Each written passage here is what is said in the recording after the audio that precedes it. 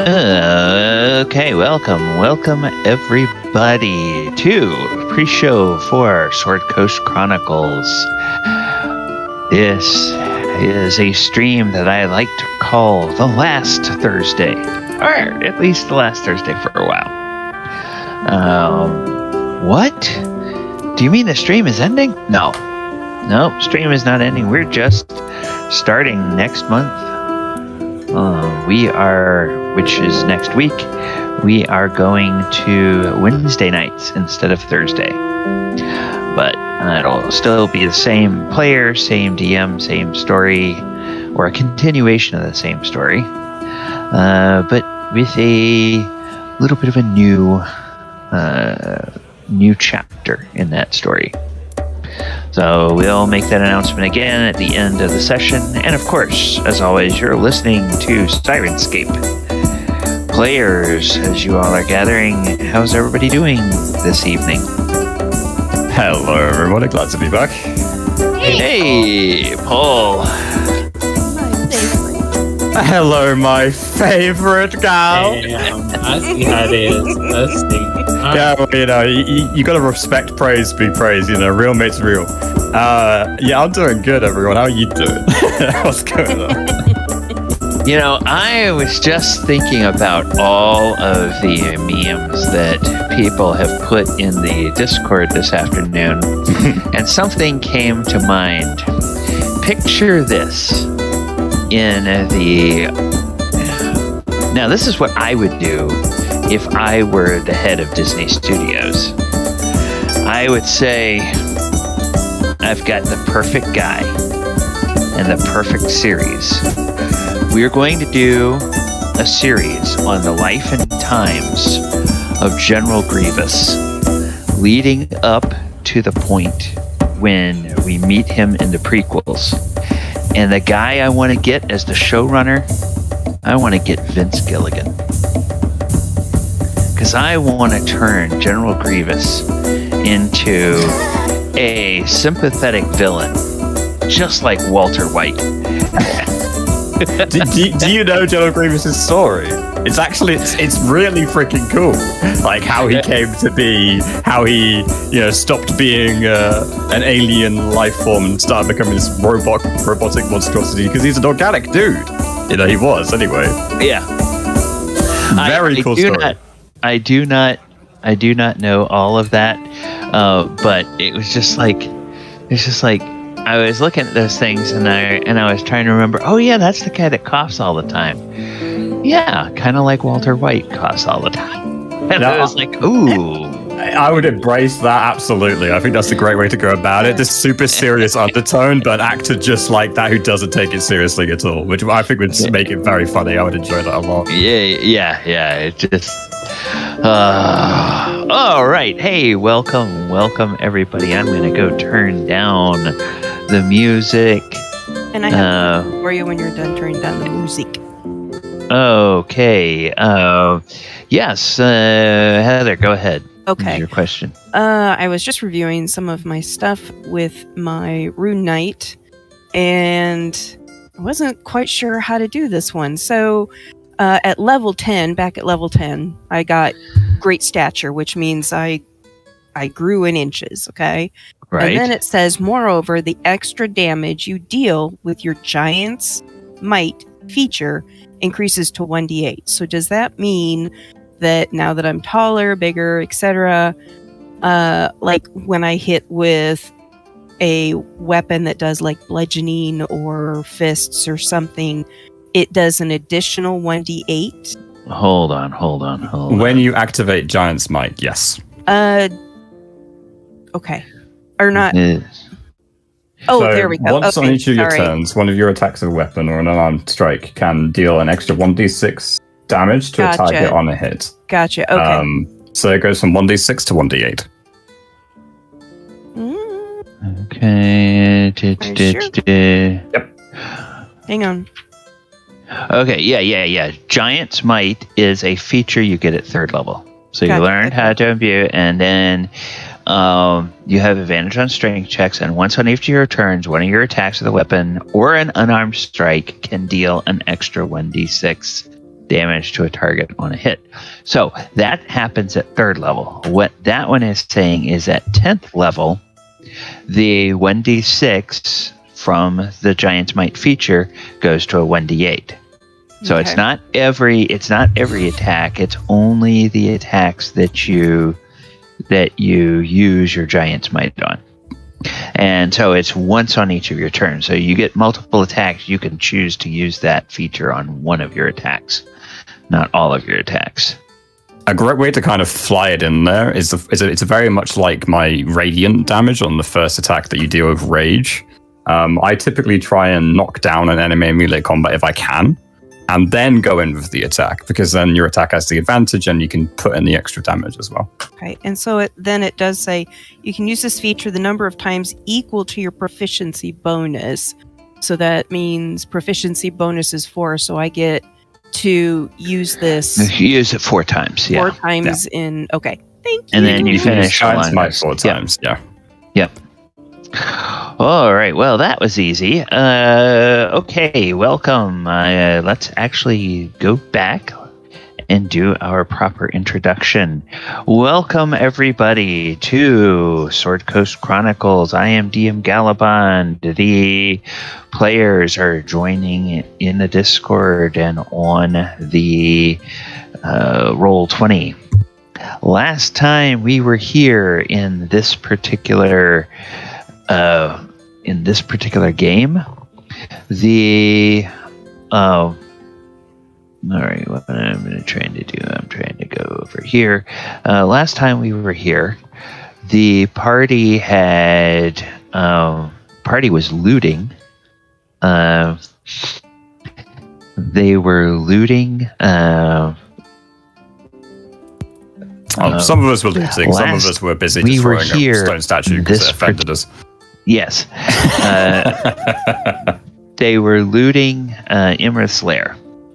And we spent pretty much the entire session going through the various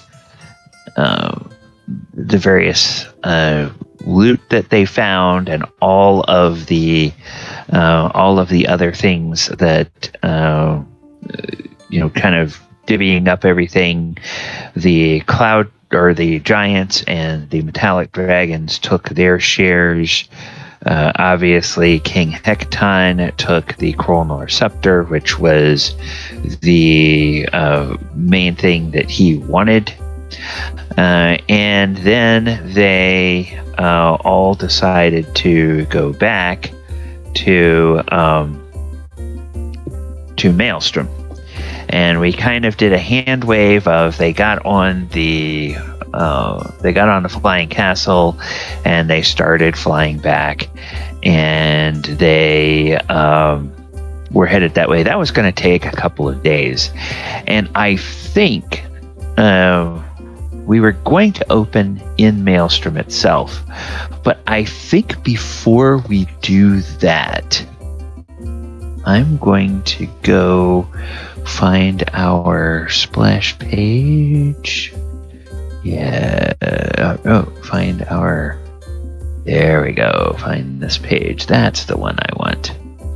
That is the page I want. And then I am going to bring our slate over here. And I will go ahead and bring our map or our viewers into this page with us. During the time that you are heading back to toward Maelstrom, Thaldohr, it occurs to you that there is something that you want to do, and perhaps, let's see, do we have, we don't have our Helm of Teleportation yet. So we'll probably need Falazure for that. Unless, would we say Falazure would let somebody borrow it? I think he'd be absolutely fine considering what I think he's going to use it for. In fact, he's right here now. Welcome back. Oh, there he is. Okay, wonderful. Hey, Falazure. Okay. Give the guy a second. Yeah. Yeah. That answers the question. He's having PC issues.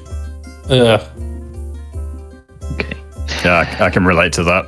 Yeah. Technology. Don't you love it? Yeah, it wasn't cool when I came to my computer and it was off and had full reboot. I'm like, are you kidding me? Windows. Well, it's a Mac, but it's like over 10 years old, so it's like on its last. Yeah. He said he'll be right back. Okay, yeah. He's probably having to log off and log back on. Mm. I remember there was a comedian, I forget who it was, a comedian about, gosh, it's probably been close to, it's been over a decade now ago, that part of his routine was, if Microsoft made cars, it would be standard practice. You're driving down the road and, a little light comes on, and you would pull over to the side, turn off the engine, get out, close the door, lock it, then unlock the door, get back in and start it up, and it would be fine again. Yeah, that sounds about right. It's very accurate. As someone who has to go into the deep bowels of the BIOS to mess with stuff on a regular basis, I can attest to that. It's a real finicky little thing. Yes. If Apple made cars, we charge you for every little upgrade every time you turn around and want you to buy the newest model every year. Yes. Just give us your money. You're not using it. Come on. Right. Oh, you want that new tire package? Oh, that'll run you about $5,000. We can spend your money better than you can. Just give it to us. You need this cable. No, you need this cable. It's not a may. You must. We took the headphone jack off our phone just so you had to buy a dongle. I'm just disappointed that the new PC towers don't have that handy cup holder anymore. Yes. Yes, that's true. They completely ditched that. Yeah, it was so nice. You could, and I thought for a while that it was one of those things, like, you remember the I think it was the Back to the Future movie where they had the dehydrated pizzas. I thought for a while it was supposed to be a pizza oven. You get those little dehydrated pizzas, put it in there. And then it would cook that, and then it would, send it back out to you. But, it seems like every time I tried to cook a pizza in my computer that way, I wound up having to replace components. I don't know why. My question would be, where the hell did you get the dehydrated pizza? Make it yourself DIY. Yeah, I'm a close personal friend of Marty McFly, so. Right. You ain't just jumping time there, you're jumping dimensions, but okay. The one I remember in PCs was an ashtray. Because my dad used to be a heavy smoker, and he was still alive, was a heavy smoker. Anyway, he used to have an ashtray in the PC itself, and it always confused me that, because it's the one place you don't want to put ash. Welcome back, Ken. Your computer cooperating better with you now? Yep. There. Excellent. Welcome. Wonderful. Okay. See, folks, we just improv'd that last 7 minutes. All right. Thaldohr, you were going to ask a favor. Falazure, can I borrow the Helm of Teleportation for maybe 30 minutes? What do you need it for? We got to make a pit stop in Phandalin before we get to Maelstrom. I have something I have to deliver to a particular bar there. Yeah. Might end up seeing my uncle. Who knows? But this is gonna be fun. Mulek, Krenraid, Bell, everybody, come on. We'll make this a fun, quick trip. I wouldn't say no about attending a bar. Some of the best beer in all of Faerun, come on now. It's a bar, I don't need convincing. That is fair for you. All right, I'm in. I'd imagine you would be because you got the bag. So, I was going to say, Falazure, have you been to Phandalin, or do I need to wear the helm? That's a good question. Have I ever been there? You can make a. Well, I don't know. Let me, instead of doing that, instead of rolling, let me ask the player. Ken, has Falazure ever been to Phandalin?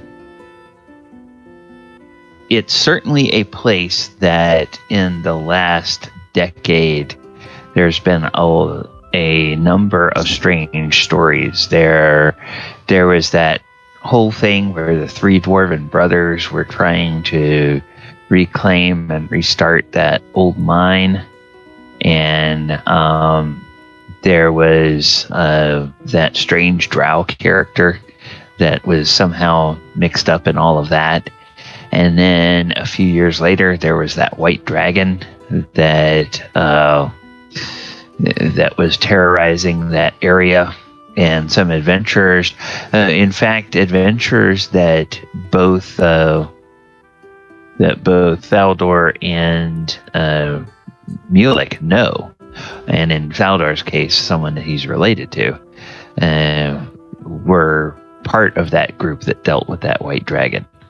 So it might be the kind of place where there would be stories that might attract a bard, but would, and because there was a dragon there, maybe it would attract a bard that, was on the trail of hunting dragons.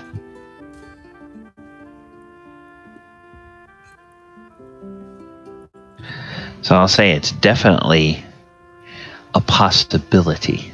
Oh, it's famous. Like, the red brands are from there. Some very amazing events, like circa Sword Coast. You would probably have heard of it if not been there. Yeah. Should I roll something or? No, I'll just let you decide if Falazure has been there or not. I'm trying to look on the map. It's called Phandalin. Yeah, Phandalin. Yeah, it's a small town, so it may not show up on most large-scale maps. It's a bit. Let's see if I recall. It's a bit north of and inland from Waterdeep, and a bit south of Neverwinter. I think it's kind of in that area. It's near the bridges. I remember that, like near Westbridge, I think. In that type of area, and I believe that me and Falazure did a lot of traveling whenever we were doing the band thing within those two areas, but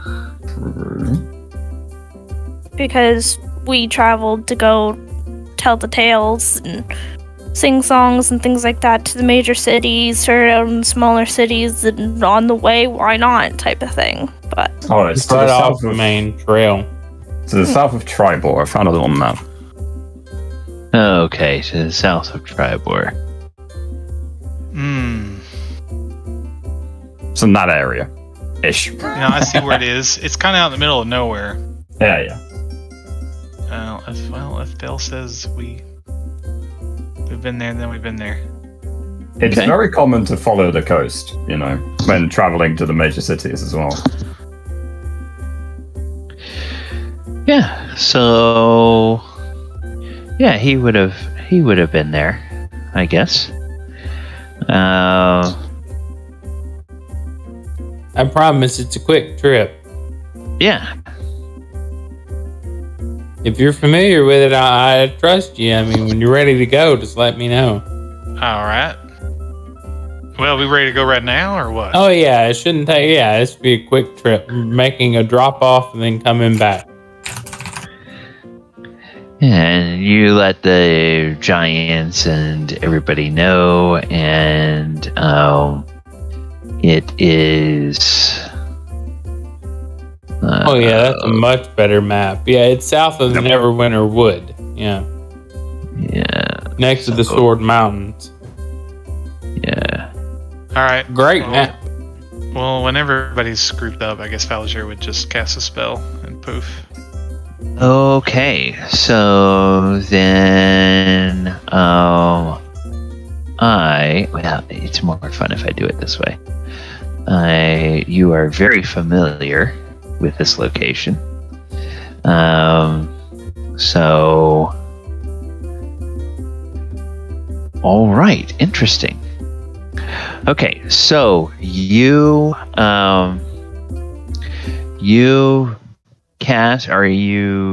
do the teleport with the helm, and you guys show up on a road.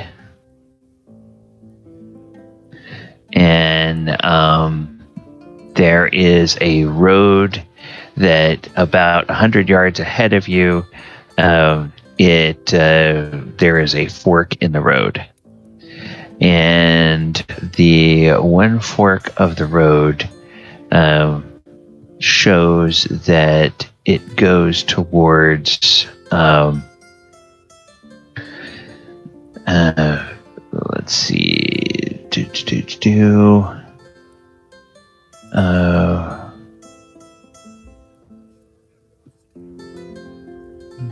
the one fork in the road shows that it goes towards Phandalin. The other fork in the road shows that it goes towards another town, and I have to try to remember what the name of that town is.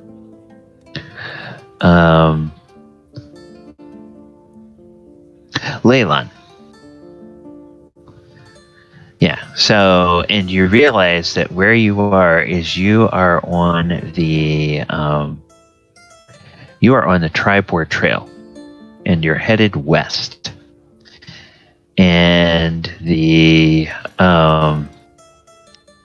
so even though you're very familiar with this thing, on the D100 I rolled a 14. So you're off target. So you're off target, which means you're in the general vicinity, but you're about an hour away by foot. That's fine. It's not a 1. It could be worse. Yeah. Yeah. You could either I think you get 3 uses a day, so you could either try to teleport again and get directly to town, or you guys could walk. We could enjoy a walk. I agree. Yeah, let's stretch our legs. Fresh air. Fresh air, before you have like a heavy night drinking and some really delicious food, it's good to get your exercise in, It'd make you extra hungry, won't it, Krenraid? Exactly, yes. You eat better when you're hungry.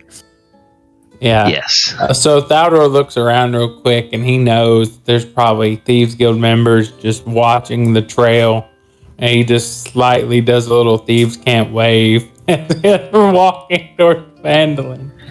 Hey, Thaldohr. I will groan very loudly and say, "Do I have to walk?" I can carry you if you want. Deal. I'll Just climb up, do a piggyback ride. I could use the extra exercise, He's puffing and running. Go ahead, Mulek. What's up? Thaldohr, this visit is this sort of a secret visit, or is this something that you want the town to know you're here? Like, it's kind of a surprise, but I can tell you right now, they already know I'm here. And I'm looking over my shoulders, looking around through the little bit of woods. Like, yeah, they know we're here. And the people of the town know you as Thaldohr. Yeah, they know who you are. Yeah, of course. Yeah. Oh, okay. You forget who my uncle is. My reputation. Well, I know who your uncle is, but yeah, it's fine. I'm saying we walk in, I'm like a freaking hero.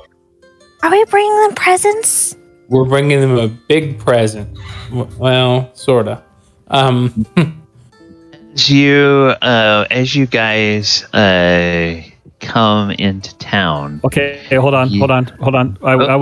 So when we're about 10 minutes from town, okay, Mulek is doing something. Okay. And as we approach town, we will see in the sky up above in clouds Thaldohr, the slayer of an ancient blue dragon, has arrived. Oh, good. Oh my goodness. Okay. What's the wind like today, guys?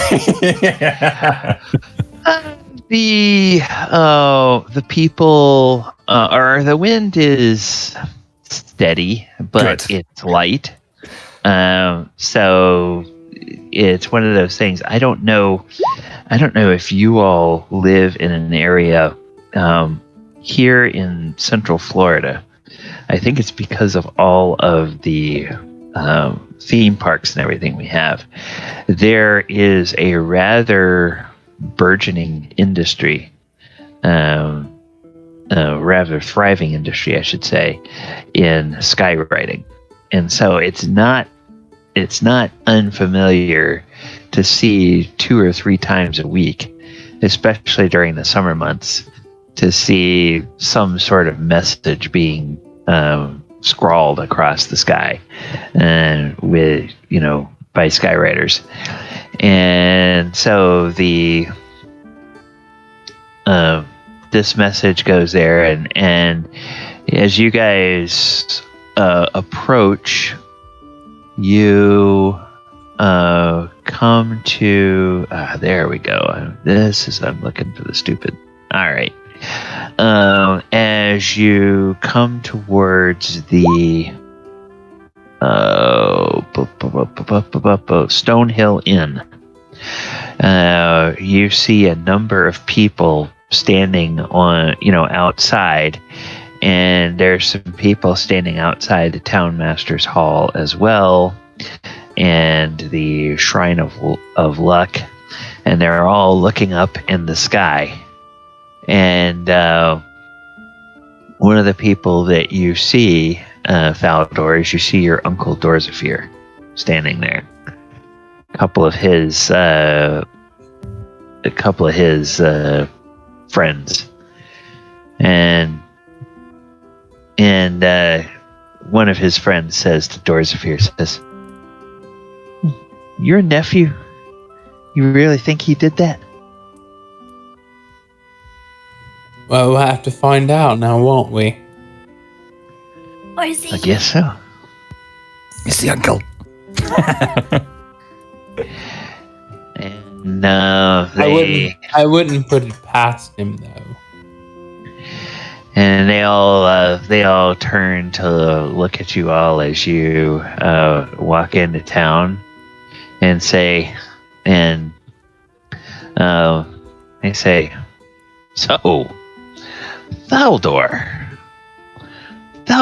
good to see you back, lad. You certainly, I don't know. You certainly seem to take on a flair of the dramatic." I look over at Mulek. I'm like, really? I appreciate it, but really? I just got a big smile. Right. That's the first time I've seen him smile in a long time. What are you guys smiling at? What are you laughing at? Oh my god, the sky is talking! Yeah. There you Fall go, off Krenraid. of his shoulders. Yeah. He's kind of like, what are you doing? I was taking it down. Sorry. The sky is talking, Belle. So kind of look up and smack him on the shoulder. What? You have a really long beard. I look over at Falazure and I go, I'm surprised you haven't wrote a song yet.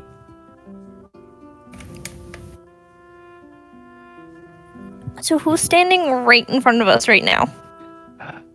Would be Dorzafir, and it would be a couple of other people, or actually like 4 other people. Their names are, and these are people that you would know by reputation, because they are members of the Thieves Guild here in Phandalin. There's 4 of them. One is Martyr Dustor. Another one is Rarid Koki.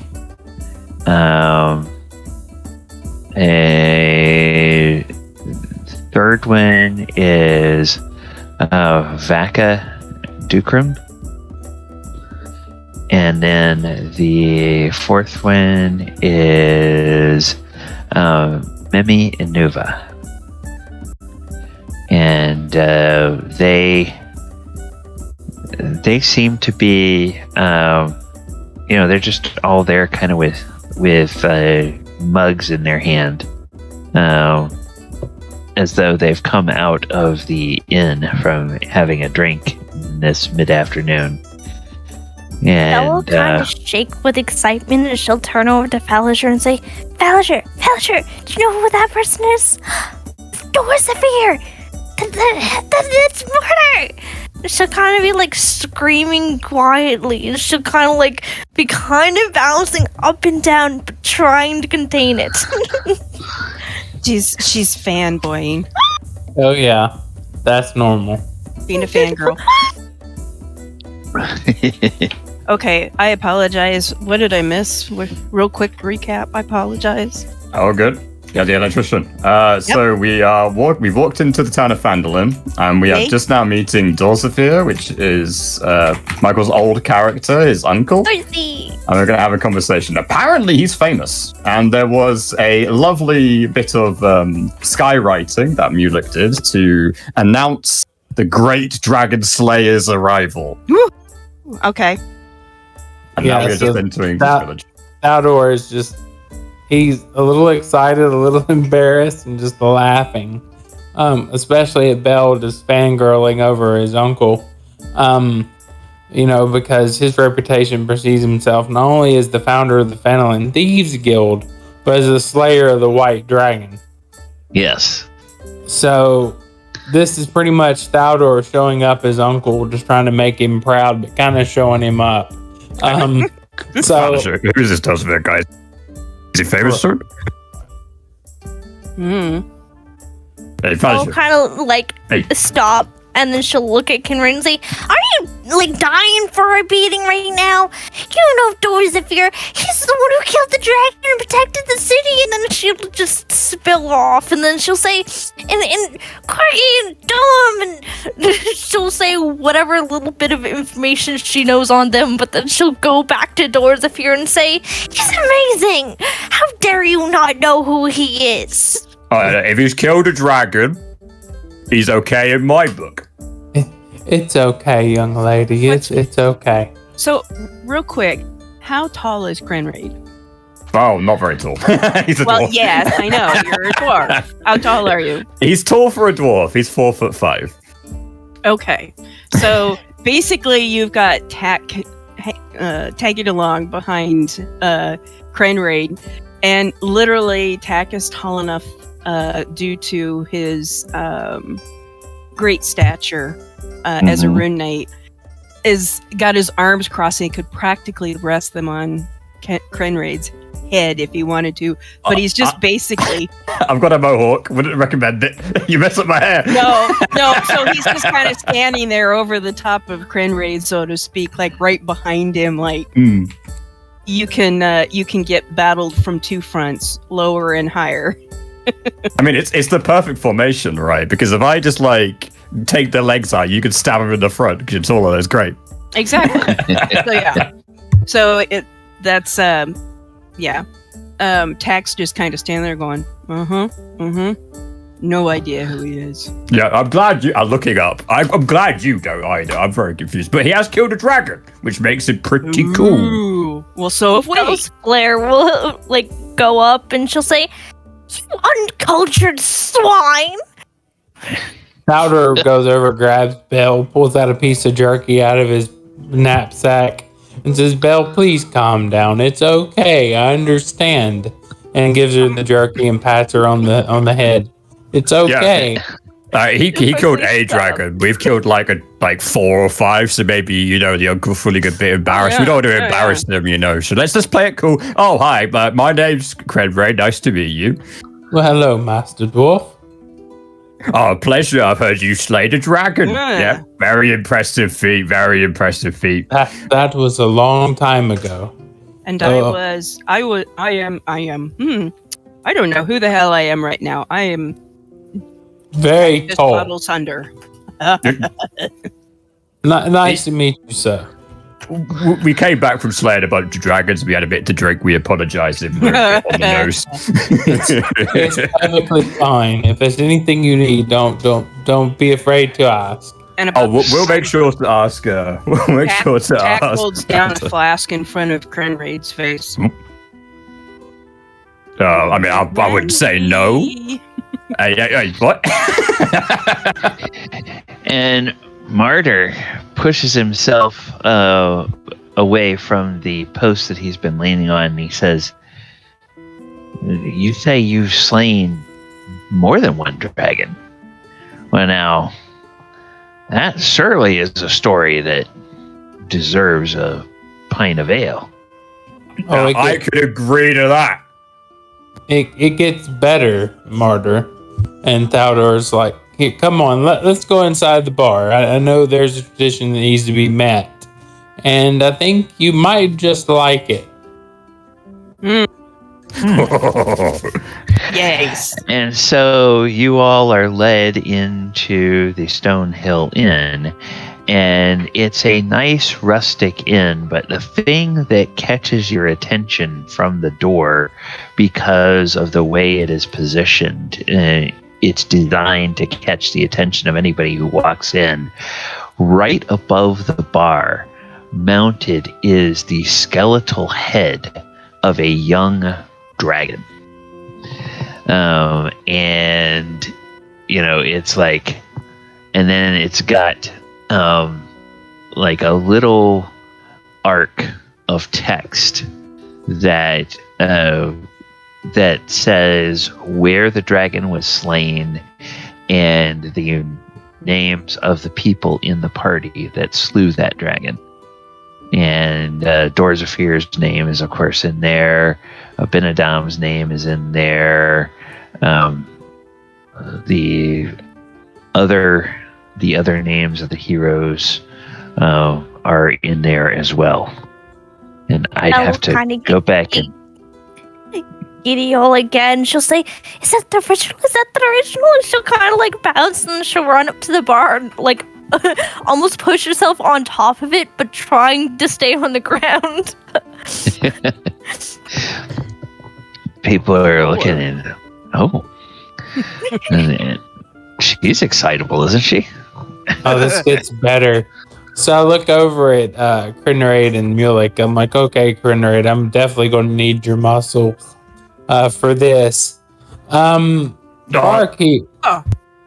Hi, chop liver.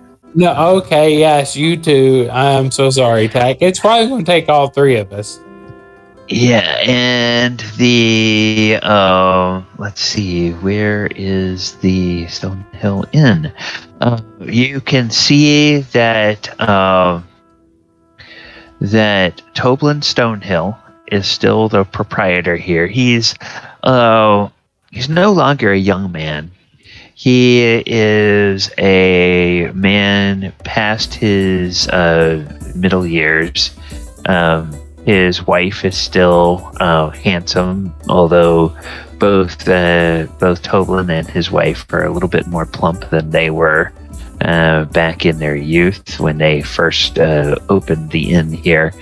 And he has, or two of the serving maids that are here bear a resemblance to Toblin.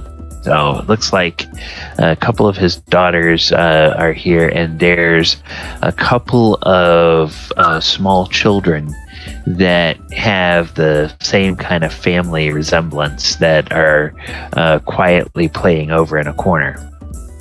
And so it's like, oh, okay, so yeah, several generations of Stonehills are here.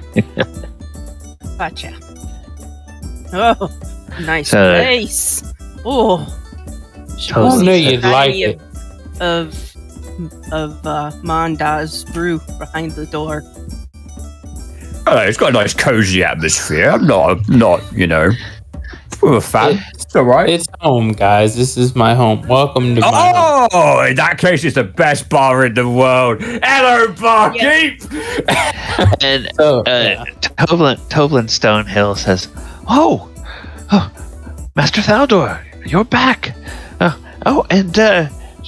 These are your friends. Please, make yourselves at home. I'm Toblin Stonehill.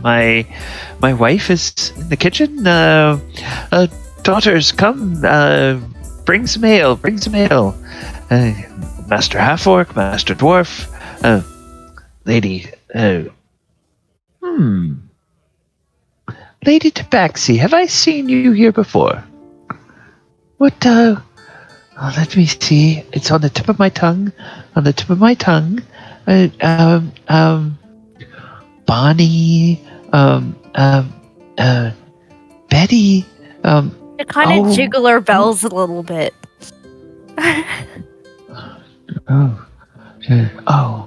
Oh, that's such a soothing sound. Those are bells. Bell. That's it. Oh, Bell. Yes. Belle will welcome smile back. and she'll grit her teeth and she'll say, "It looks as good as the day that I came a long time ago. It's still original, but you didn't. You forgot to shine the tooth." She'll kind of like look up and point up to the right fang. Oh dear. Well, we'll have to see about that, won't we? Huh? So what brings you back, Thaldohr? Well, sir, I have something for the bar. And this, I hate to cut our trip short, but we are expected in another place. But we can stay for just a little bit. But we brought a gift for the town of Phandalin. Oh, you did. That's wonderful. Yeah, you're gonna have to make room. Here, let us show you. Krenraid, Okay. Mulek, open Everyone, the bag. clear away. Oh, we should probably do this outside, shouldn't we? There's probably a bit of, muck to be cleaned up and things like that, right?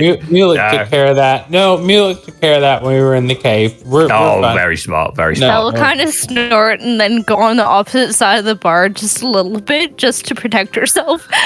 So yeah, you see me, Tack, and Krenraid pull this massive ancient dragon's head out of the bag and lay it on the floor. To you, to me, to you. Hey, Goodness. pick up the back a little bit. Oh, Well, there goes that table. stars. All right. And then down. What a monster! Oh, where did you ever find that? This is They Iymrith. don't faint. Well, Guards we of the found it desert. at the top of a dragon. Wait, Iymrith, you say? And She's worth herself. and the Dorsafir would say, "Wait, Iymrith? That Iymrith?" Yes, Uh-huh. Uncle, that Iymrith. I Did got he, the killing blow. What a Oh. beautiful killing blow it was, let me tell you. It was this fine moment, the entire party, with our giant allies and dragon friends, raised up in glorious award, and then there stood Thaldohr. Oh, he was magnificent, you should have seen him. The size of a barn he was from such shenanigans, and he fired his crossbow. Oh! Thaldohr, tell the rest. Don't sell yourself short there, Krenraid. You had her wrestled to the ground. Wasn't for you, we wouldn't be able to kill her. It was a beautiful team effort, it's true. That it was. Mhm. But he got the killing blow. Now, Master Dwarf, your arms are quite impressive, but you Thank you. wrestled that creature to the ground? I did, yes. I was strong then. Oh, let me tell you. Oh, there was a real welling of power from within me. Someone did some finger waggling in the background, and I suddenly felt great.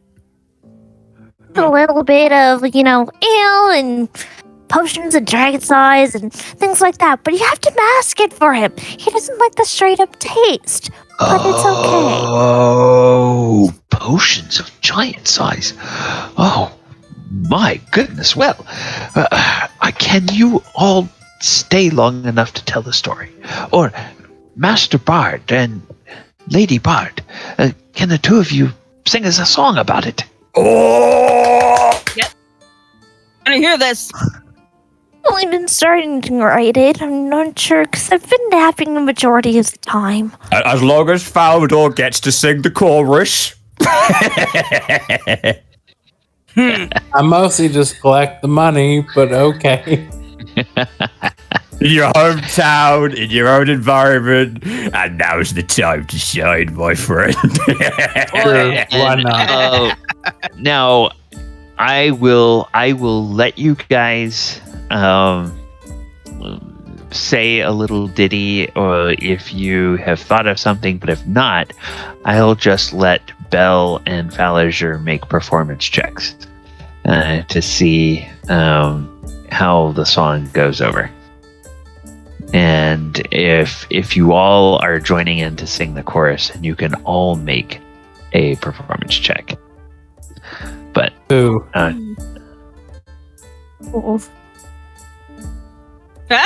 My performance at -1. That will be a 11, sir. I am going to give Falazure Bardic Inspiration. If I can click it. I'm going to give myself guidance. Because, Okay. Yay. Actually, Oh, Actually- wow. maybe we touch each other and give each other guidance, and then Yeah, hug. La la la. we hug each other, giving each other guidance, and then I inspire her at the same time. Can you guys hear me okay, by the way? Ew. definitely. Let's go. Hold on. Wow. Can you guys hear me at the moment? So 23 and 3 is 26, and 6 Whoop. is Sorry. 30. Hold 26 and 6, 32. Oh, good Jeez. lord. All right, here we go. We don't have advantage, right? No. Make your full. Okay. What's going on here?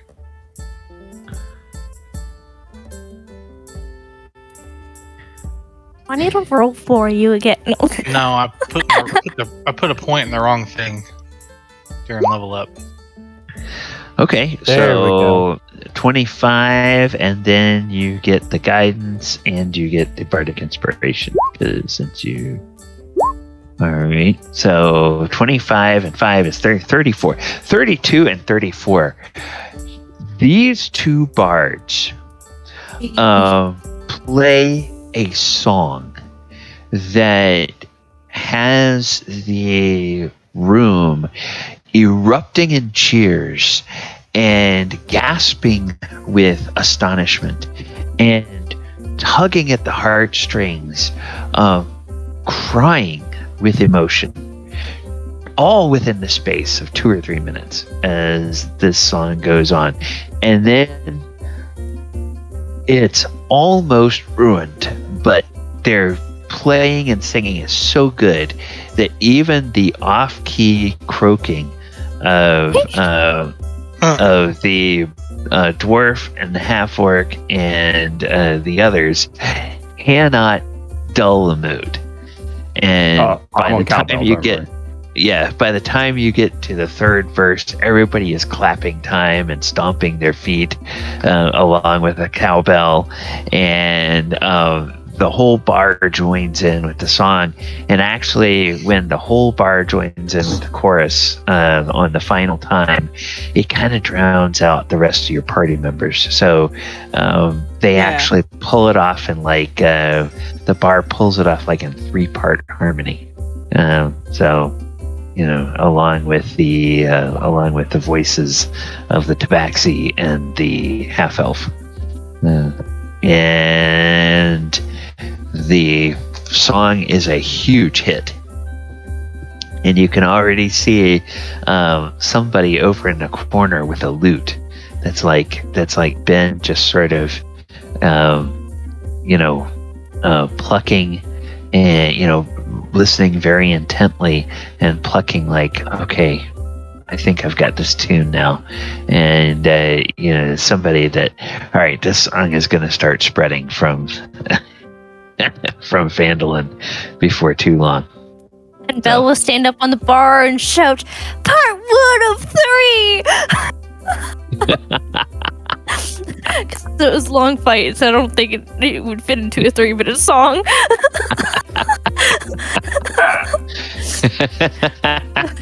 Yeah, there's like a verse about coming to the lair. There's a verse about fighting all of the crash that was sort of the first few waves of defenders, and then there's a verse about felling each one of Iymrith's children, and then finally Iymrith herself. And the giants make an appearance in the song. The metallic dragons make an appearance in the song, but every member of the party is a bona fide hero in the way they sing the song. So,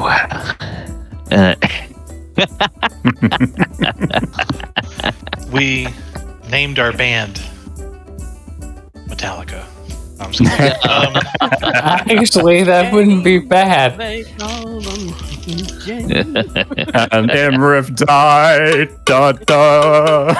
Oh God, he's got Is a it a cowbell. cowbell? Oh my god.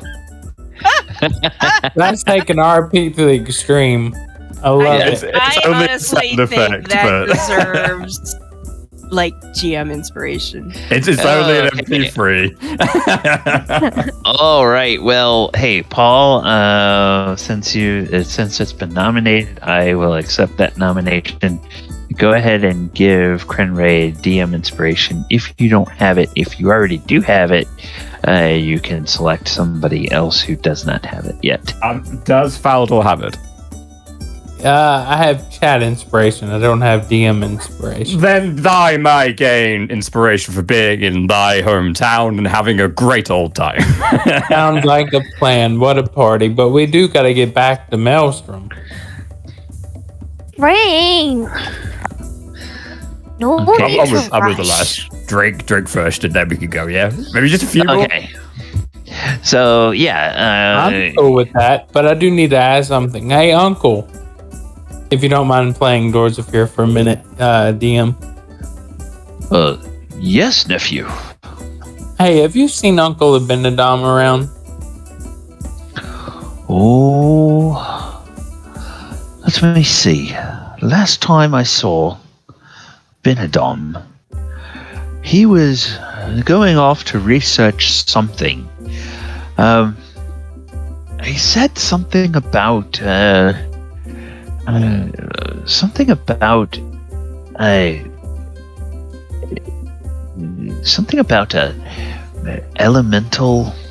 elemental eye or something like that. He had heard reports of some people that were trying to dig up an old cult that worshipped the elder elemental eye. That's what it was. He was going to be looking into that. Probably, I think he went down towards Waterdeep and was going to do some research there, trying to figure out where they might be. Well, I wanted to let you know and let him know we're going to be in Strixhaven in the next couple of days. Strixhaven. I'm not sure I'm familiar with that. Is that down near Chult? Uncle, when I return home, when this adventuring is done, I promise I have many stories to tell you besides the killing of an ancient blue dragon. But just to let you know, Strixhaven is on another plane, I'd say, of existence. Yeah, we've doing some crazy Oh my things. goodness. Like I said, there's stories for days. I'll make sure I write a book, but we really do have to go. Okay, well, then if you run into your giant friends, tell them hello for us and ask them not to squish us. I'll do our best. They're really good people. Surprisingly, they've been really gracious hosts, and they helped us. Really? Yeah, very much. I learned the language. Huh. Well, when you come back, I might have to learn a few words from you. Not a problem. Thank you, Uncle. Oh, well, my boy, you take care. It certainly seems like you and your friends are you're really going places. Literally, you have no idea. Yes, well, stay safe. Crazy rumors out. We hear more about that cult of the dragon every day. Although maybe if you took that monster down, you might have put a kink into their plans. That wouldn't go amiss with me. I would ask, though, you keep me informed. Use the sending, whatever, to get to me or my buddy Mulek here. Keep us informed about that cult. Oh, of course we will. All right, take care, you all. It's a pleasure meeting you. Well, thank you for having us, and look forward to coming back. Oh, you're welcome here. And then Toblin says, "Oh, yes. Any friend of Thaldohr is welcome here. And you, Lady Belle, and you, Master Falazure, your voices and your instruments are so beautiful. We would love to have you perform here anytime you can." Well, a Take care. token of appreciation for you. She'll kind of take off one of her bells, which is still bloodstained, and she'll kind of drop it in front of him.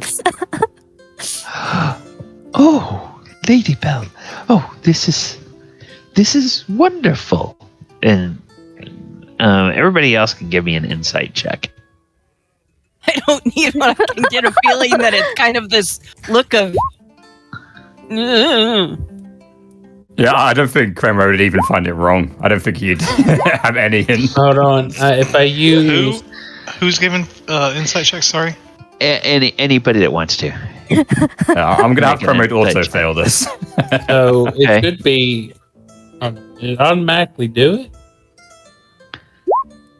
Yeah, it rolled insight.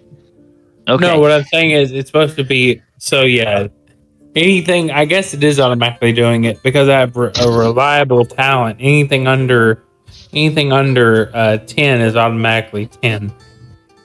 Oh, okay. So, yeah, it did it automatically. Yeah, there it goes. So, Tack and Belle, you are, you think that this innkeeper is genuinely pleased to get this bell. Thaldohr, you're not quite so sure about that. And both Falazure and Mulek realize this guy is smiling and being kind, but he has absolutely no idea. And he notices that there's dried blood on this bell, and he seems a little bit uncertain about that. But he picks it up and he gives an ingratiating smile towards Belle, and bobs his head, a little bow. Oh, thank you, mistress. Thank you.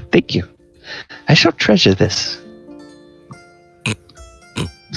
Belle will kind of smile, very pleased, and she'll walk over back to Falazure and said, "He just needs a gift to remember me by. I'm special." Meanwhile, Tack's like, special. That's how we explain you. He doesn't say that out loud, but it's kind of like, huh? Okay, special, yeah. Belle is definitely something special. She is something. I look over at Falazure and Mulek and everybody and go, should we just go straight to Maelstrom or should we go back to the castle? I'm going whatever anybody else. Oh, yeah, you guys probably are still like another day and a half from the from Maelstrom. And you know that they were planning to wait until they basically got above Maelstrom to use the conchs to teleport down, because they would have to teleport with the dragons, and dragons probably in their humanoid guise. Sure. All right, so yeah, you guys could go, but if you went straight to Maelstrom, you would be there for like a day and a half waiting for everybody else to get there. So, Well, it's up to you. I look at Mulek and I look at Falazure, but it's like, well, if we know the castle is going to take a day and a half to get to Maelstrom, do you just want to spend the night here in Phandalin? I mean, if we're not in any rush, I wouldn't say no. This started to grow on me, this little cozy area right around here by the fire. Yeah, I agree. I'm down for it. Okay. All right. So there are rooms here at the Stonehill Inn. Everybody can take a room, and there's some new faces around town, but there's still some of the old familiar faces that would have been here in the past times. And they this big ancient dragon head, they set it out in an area in front of the bar, because they're really going to have to like re-engineer that place where the current dragon head is held. And then there's a debate, well, do we want to replace the white dragon head, or do we want to find a different place to put this? And they start talking about one of the other walls. And so there's carpenters and things that are coming over, and after a while they start measuring the thing, and people are like testing the weight of it and whatnot, and started thinking about what would be required to mount that massive thing. And somebody comes over and makes sure they get the spelling of everybody's name, because it seems pretty clear they're going to put up a plaque, another plaque with this. So they start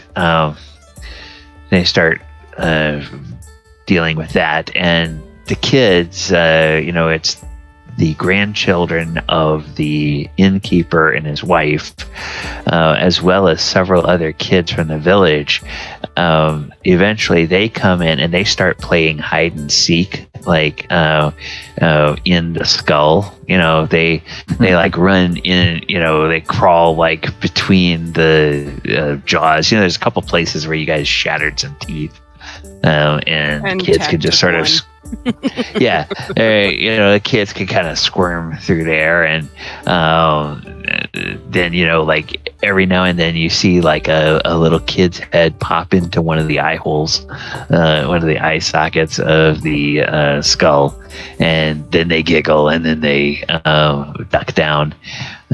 So yeah, it's like that's going on during that time, and people come in and they just come and they stare at it, and some people, they look at it and then they look up like, wait a minute, was that the same one? And then they're like, and so they start talking, and people point over at your table, and as the drink flows, they call for Falazure and Bell to perform the song 2 or 3 more times, and then one of the local musicians there starts to compose a song, and it's a song that is centered around Thaldohr as the hometown hero. And so it's kind of like the legend of Thaldohr and his amazing friends. And so, it's like, there's the valiant dwarf and the powerful half-orc and the, the dashing, the dashing bard and the cunning tabaxi and the clever wizard and all this kind of stuff, is being talked about in this song and everything. So, and people ask you a little bit about your adventures, and you get some free drinks throughout the evening. And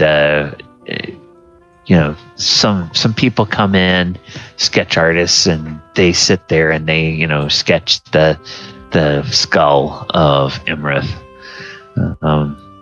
And people don't ask you to pose for it, but it's like some of those sketch artists, they'll sketch the skull, and then they'll sit there, and you can tell that they're kind of looking at you and sketching and looking at you and sketching, and they're like make 2 or 3 sketches of each one of you, and so you kind of tell that people kind of have a mind. All right, well, now we know what they look like, we know what the skull looks like, we're gonna like do a picture that sort of has them around the skull and whatnot. So, all right, that goes on into the evening. Anything else you guys want to do before you head back? Oh, one very quick thing. Chat. Sure. As a thank you for all the wonderful work you did helping me form that sector and, your very courageous activities, I'm going to be honest, I wasn't really sure about you when I first met you because I didn't really know you and you had a bit of an aura. I thought maybe you were one of those kind of dragon cultists in disguise or something, or spy or something. But I'm glad I was wrong. And I want you to have this. I've seen you use your runes out of character. How do you picture you using your runes, Goonie, as tack? As tack, the runes are engraved on either pieces of armor or weapons, and so normally what he does to like activate the rune is he will either use a fist to like pound on his chest armor or the shield, or slap the side of one of the weapons, that just basically punching the rune almost. I can respect that. Is it written in Dwarven or is it written in Orcish? Considering your history. It would have been written in Dwarven. Right. So I wouldn't know about that. Considering, the fact that you use those Dwarven runes and you like the Master Runesmiths that I used to know, you seem pretty, rune-centric. I would like you to have this gift, and it's something that I received from the King of Maelstrom, King Hekaton. Very, very handsome thing. This Claw of the Worm rune is my gift to you for all your help and for being a very useful person to have around. And I'm hoping that maybe you'd stay around because, all these guys, they're very smart and very clever, but sometimes I just want someone to wrestle with, and they're not really those kind of guys. Nothing better than little dwarven wrestling there. Yeah, exactly. I knew you'd get it. Oh yeah. Well, and so he takes this item and he looks it over, and he's kind of oohing and eyeing it. Well, this is good craftsmanship. Yeah, thank you. I will accept this. It was a gift to me, it's a gift to you. My pleasure. Well, and so I appreciate that you're trusting me to join your group, and even though I would like to have my own place someday, I'm not ready to settle down just yet. So I think we've got quite a bit of adventuring left in us. What do you say? Oh, absolutely. I'm not done yet. Besides, I've got to get stronger, more powerful before I can take back my home and kill the dragon that's staying in it. And so then Tack kind of lays down pulls out the black piece of fabric that's the portable hole, lays it down on the table, and then he kind of reaches in and he's rummaging around and he pulls out a bottle, and it's kind of got a little bit of dust on it, and he hands it to Krenraid and goes, well, if we're exchanging gifts, here's a bottle of Mida's brew. Ooh, Bottles under brandy. Some of the best. Been aged long time. The best thing about this is you share it. So me and you, we're bunking. Well, this is yours, so you don't have to share if you don't want to. No, you're coming with me. Go to my bedroom. You want to share this with them? So, Claw of the Warworm has been given to you. There's a link in the Roll20. That's on your character now. I would wear it, or do what you want to it. Okay. Awesome. Are we in the inn? Like, do we all have rooms? Yeah. All right. You have room, unless any of you want to do elsewhere. That's fine. I'm just, as people start winding down, I'm going to go visit Thaldohr in his room. Okay. All right. So, Thaldohr, as you hold court for a while, talk to a lot of people and everything, and then towards the end of the night, you make your way up to your room, and after you get in there, you're sort of sitting there on the edge of the bed, just kind of thinking how good it is to be back in town, and just getting ready to maybe take your boots off, and there's a little knock on the door. Bum, bum, bum.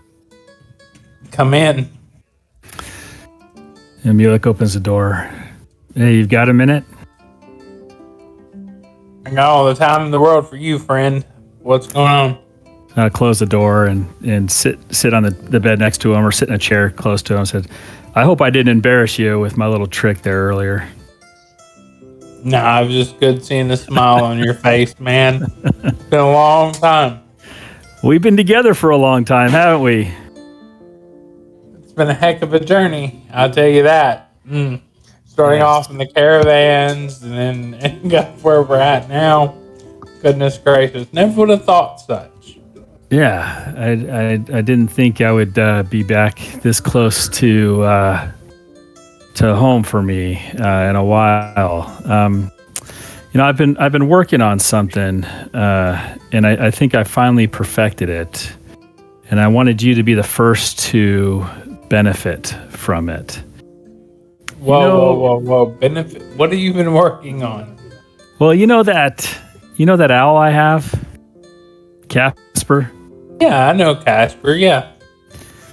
So, he's what's called a familiar, and it's a spell that allows me to bring Casper, and and I can send him back into another plane, or I can bring him forth, and he can be my eyes and ears, as you've seen, and he can help distract our foes when we get into a little bit of trouble. Well, I've finally mastered this ability where I can put a spell into a bead, and I hold out a bead in my hand, and I've put that spell to bring a familiar into this bead. And what I want to give this to you, and what this will allow you to do is, within the next hour, you can release the spell and choose a familiar for yourself. No, you're joking. No, it doesn't have to be an owl. It can be a bat. It can be a cat. It can be a Rat. Yes, a cat. We already have a cat. Not allowed. It can be a crab, a frog, A dog? a lizard. No dog. A rat, a raven, seahorse, spider, or weasel. That's a long list. Poisonous snake. Do any of those sound interesting to you? They do. And you've got an hour to choose. And if you choose one and you find that it's not very helpful for you, come back and I can give you another one, and you can. That's some pretty powerful magic, Mulek. Choose another familiar. Well, we've been around for a long time, and we have some history, and I keep thinking back to that time when we were running away from chaos, and you had asked a question about how I knew Abinadom, and I'd kind of started going into my experience with him, and Mulek is kind of stuck in thought there for a little bit, and anyways, we can talk about that later. But I just wanted you to have this gift from me as a token of my appreciation for being a friend and watching my back. You know what? And you see Thaldohr just stroke his chin and think. He's looking over. He goes, "You know what? I guess that investment you really paid off. Not only did I gain a good friend, I gained a good ally and somebody that knows how to sling a spell or two. I think Abinadom would be proud." So, and I just get up, give him a big hug, and say thanks. Yeah, and so here's the bead, and I would suggest you just pick something before you go to bed, and you can surprise me later what you choose. So, sure, thank you. Yeah, you're welcome. Have a good night. You too. And Mulek will depart and head back to his room. Wow, that's insane. You just gave me a familiar. Yeah. Yes, and I put in the Discord, I put a link to the spell in D&D Beyond. There is a finite list of the creatures that are in there, and each one of those creatures has has some kind of special ability. The thing with the owl that is unique among all those creatures, it has that flyby ability that can be used to give advantage to the next attack against a particular target. And it can fly away. And it can fly away without opportunity attack. Right. Gift help action. Yeah. Some of the others have things like blind sight. So they would be able to detect something that was invisible. Dark vision just means they can see in low light, but blind sight means they can detect something invisible. The one thing I'll caution you about, of course, is you have to have a place where it can survive.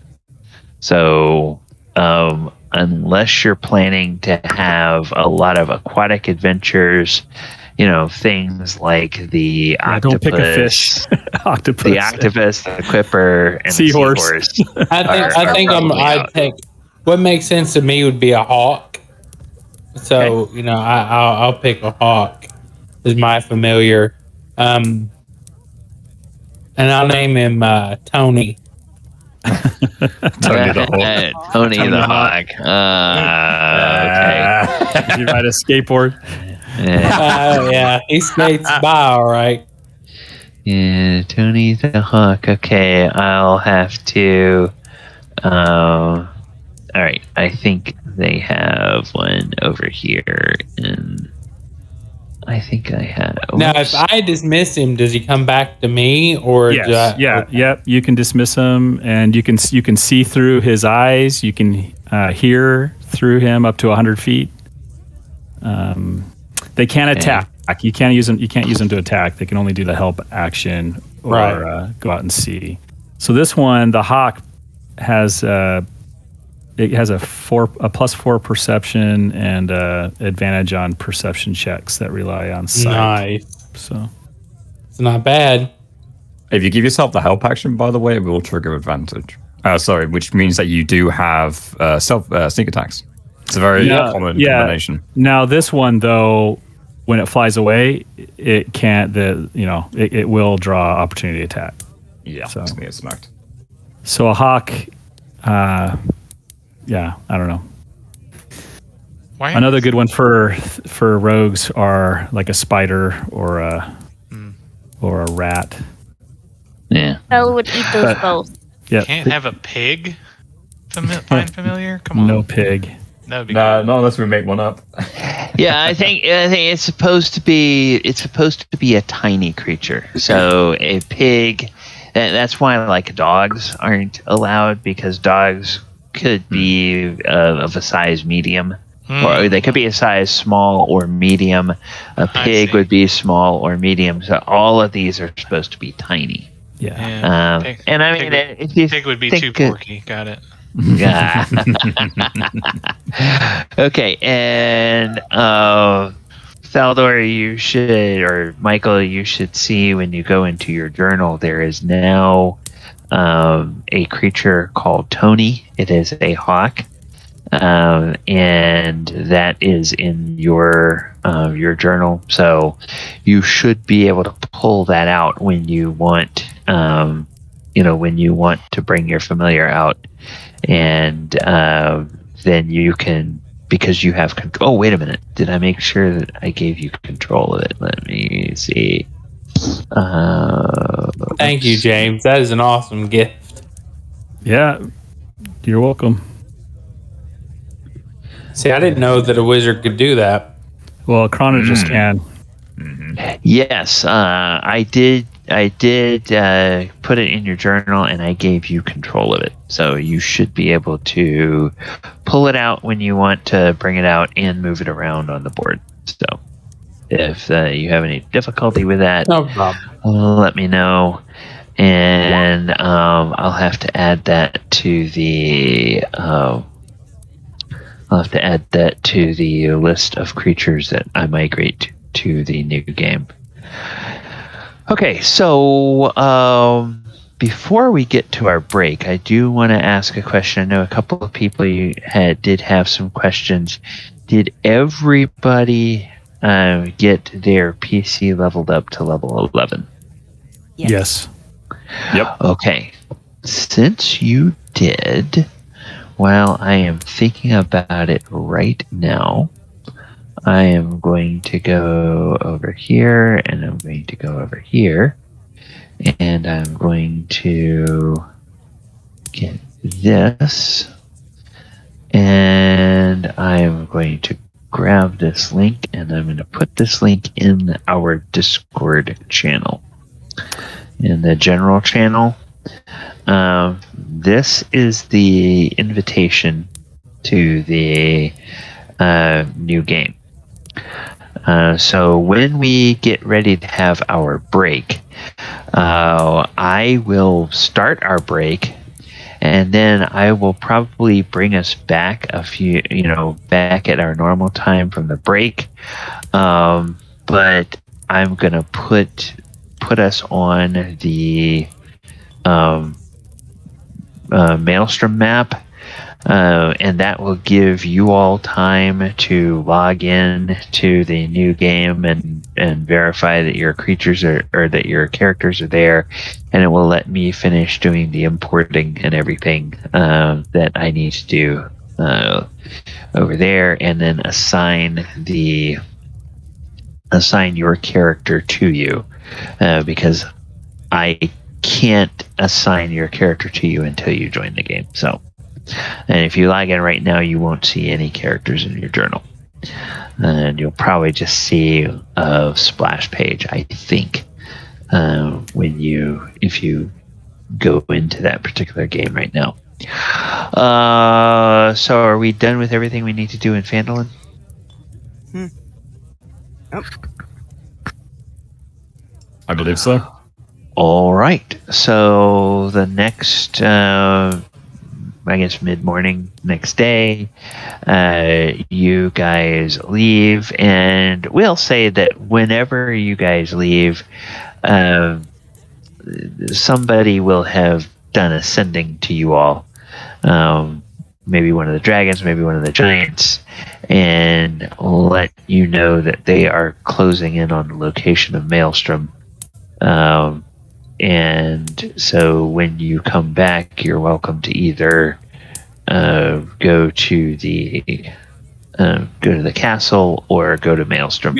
And again, that means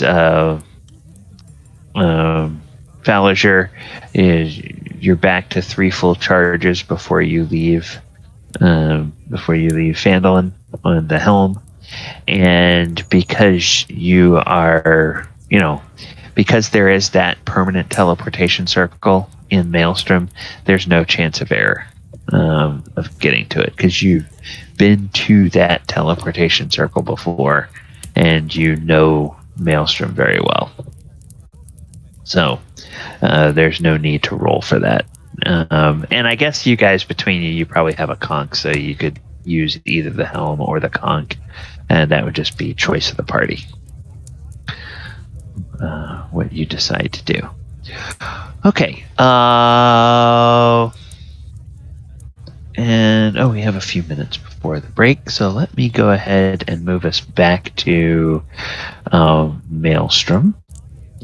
As you guys arrive and get into the main hall here, there are a number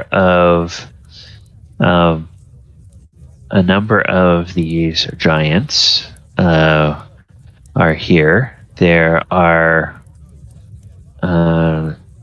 now 2 of the other kinds of giants that are here, instead of the one that was with you on the fight.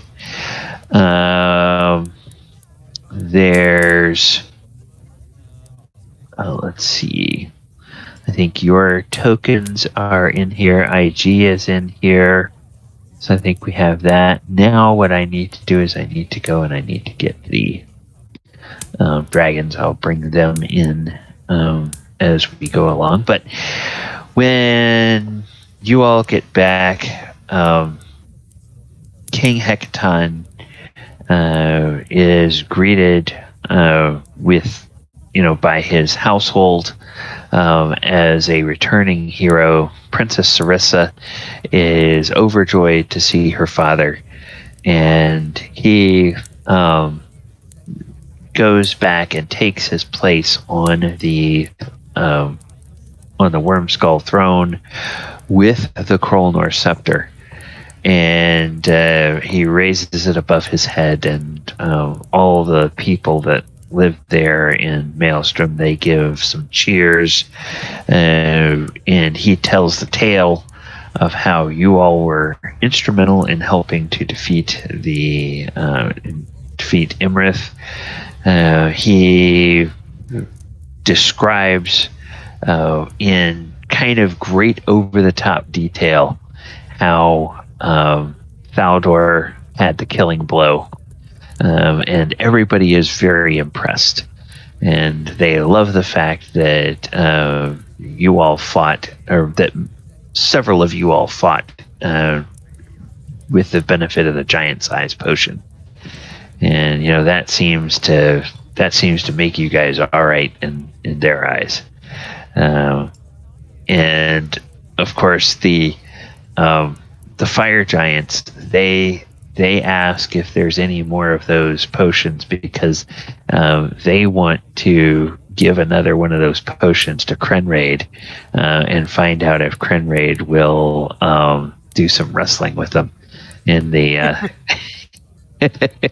and they're not they're not going to wrestle a dwarf, because that just would be unfair. But if Krenraid takes one of those giant-sized potions, and King Hekaton says, sadly, we had a limited number of those, and those take quite a while to brew, so we will have to collect more and brew that. But I did bring back blue dragon steaks, and we are going to have a feast this night. All right. And everybody cheers. You tonight, then, lads. And there's much rejoicing and much cheering is heard. There's there's casks of casks of whiskey that have been being saved for special occasions. Those are cracked open. There's some special ale that is cracked open. There's plenty of hors d'oeuvres. Tug and Cog are put to work being, doing table service, and you guys may kind of wonder about the wisdom of that because everywhere they go they're drooling now because they're so enamored of this food. This food looks so good. Krenraid, so you can respect that. Yeah. This is big old dumb hill giants. And their drool's pretty big. yeah. So they will have this feast, and we will come back for a little bit of a speech and a toast after our break. But it's right now about the bottom of the hour, so I'm going to go ahead and call for a break. And viewers, thank you guys so much for hanging out with us this evening. I'm going to put us back on the starting screen. I'm going to bring back our music, and I will put the timer on for... I'm going to put the timer on for 10 minutes, I guess. And then I'm going to grab a drink. I'll be back. I'll start working on moving all the characters to the new game and make sure everybody's imported. And then we'll have a toast, and we'll see, hopefully by the end of the evening, we will be in the new game, and you guys as players and the stream will get to see that one. All right, I'm going to mute myself. You guys can stay here and chat with the stream, or you can move to the off-stream chat while I'm gone. Be back in a few.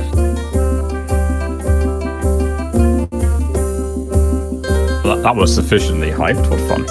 Hey, quick question. The 10 pounds or 30 pounds of mithril spear tip, that's all been used, right? For armor? Yeah, it's all been used. You guys all use that. Okay. So what I did is I went through the spreadsheet that I did yesterday. I kind of cleaned some things up. I had accidentally put one number in wrong, so it adjusted the grand total. But what I have done is separated the gold remaining from what was taken, so that gave everyone 48 gold pieces. And then we have about 28,275 worth of gold made up of gemstones, dragon comb, eye patch, dragon skull bowl. So it's kind of a mishmash. So I put all that stuff in the party loot bag.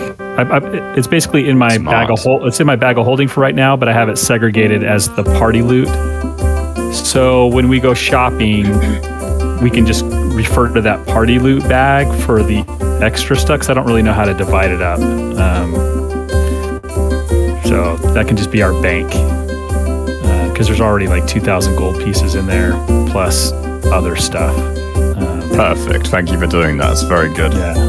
Obviously very useful for us and very kind. Thank you. Yeah, and I didn't use my potion of giant strength, so someone gets to use that at a later time. I I think you mean you get to use that at another time and wrestle yourself a hippogriff or something. I don't think I'll benefit much from it, but I guess I would be wasted cool. mine too. Well, I didn't use it because I was gone that time or whatever when you guys all drank, and then you guys killed all the dragons before I even used it. So I still have mine, so I can. Nice. We still have that as an option for someone to use when we get into a fight. So For me, I was just a heal bot, so I didn't Krenraid. use it. It's very Like useful anti- being a size larger because it lets you actually do certain things that you wouldn't normally be able to do. That's why Rune Knight's so great. It makes you large. Push you good out size. Same kind of reference. Yep. Amazing thing. Yep. It allows dwarves to wrestle a dragon to the ground. Of course it It does. does. No, you're also a gargantuan creature, so that's a large creature. I did have disadvantage, but thanks to your haste and thanks to barbarian rage, I was able to negate that and even then get advantage because of reckless attack. So Yeah, that was there's a awesome. whole kind of cavalcade, but it does allow it to happen. Yes. Hey, if you guys think of anything that Pax should look for when we go shopping, Oh let me yeah. know. Have you added the Javelin of Lightning yet? Because I think that should definitely go to you. Yeah, it was That given we to me. found. I've got it in my character sheet, so It's a pretty amazing weapon for any martial character because as it's a javelin, it bases off your strength, and of course it's a ranged weapon. Not to mention its magical properties. okay. Unlike every other ranged weapon, it scales off dex. So javelins and spears, if you throw them and things like that, scale off your strength. Yep. Yeah, I wrote it down. One of the war mages, definitely Mulek. I think we almost just get this out of the way. Pipe of the Sword, Rats, Bell, no question in my mind. The Yeah. 5 gemstones, casters. Yeah, the thing, I've got all these wands, but they all require attunement. And so, true. and the things that I'm attuned to right now are so helpful. And Yeah. so that's what I was like thinking, what do I want to acquire? And I'm like looking for stuff that doesn't require attunement because I'm tapped out. And the Wand of the War Mage, while it's useful, it's pretty much only useful on spell attacks. And unfortunately, like a lot of my spells are area of effect or saving spell type. I don't, unless I choose to. That's the problem. So I'm holding a shield, and I'm holding a staff, or I could put my staff away and hold a wand. But I'm juggling so many things. Yes. I mean, it's a good problem to have by far. It's an amazing problem to have, isn't it? But Yeah. I can respect the hard decision. I'm trying to. It'd be nice to get rid of the shield, but I would lose. That's giving me a +3 to my armor class. So Yeah. it's kind of hard to give that up. Shields are very, very good. Dual wielding obviously has its benefits, but shields are amazingly useful, not just for the AC they provide, but also like in roleplay terms. Just having a shield does kind of allow a lot of different things you wouldn't normally be able to do. Like, can I, blockade this corridor by jamming my shield into the slits between the door, or various things like that. Yeah. Oh, I picked up a spell that can do that. I picked up a Wall of Stone. Nice. So I can block up off quarters behind us and give us time. I picked up a lot of good stuff. So I love Wall of Stone because in my mind with Krenraid, that's the perfect opportunity to slam them against it. You can create a wall from out I could just pile drive them into it. yeah. I got that Wall of Force. I mean, I've got a lot of fun. Wait, what is your Just strength? so Wanna many know- spells. I know what spells I took. Yeah, go on. I hope it's better Do than shell. your freaking mind thing. Oh, that was just a normal bard spell. Oh, You got silvery barbs. Oh. Still wind strike. ooh, that's a good one. Deal wind And- strike. Uh-huh. That's where you you choose 5 creatures and you cut them up, right? Is that what that is? Yep. All I have to do is target one, and then I can target the other ones. It's like a ping pong, like a slashing ping pong ball. And it works with your weapon. Nice. And also, because of Warcaster, I can use it as a reaction. Yes. Ooh.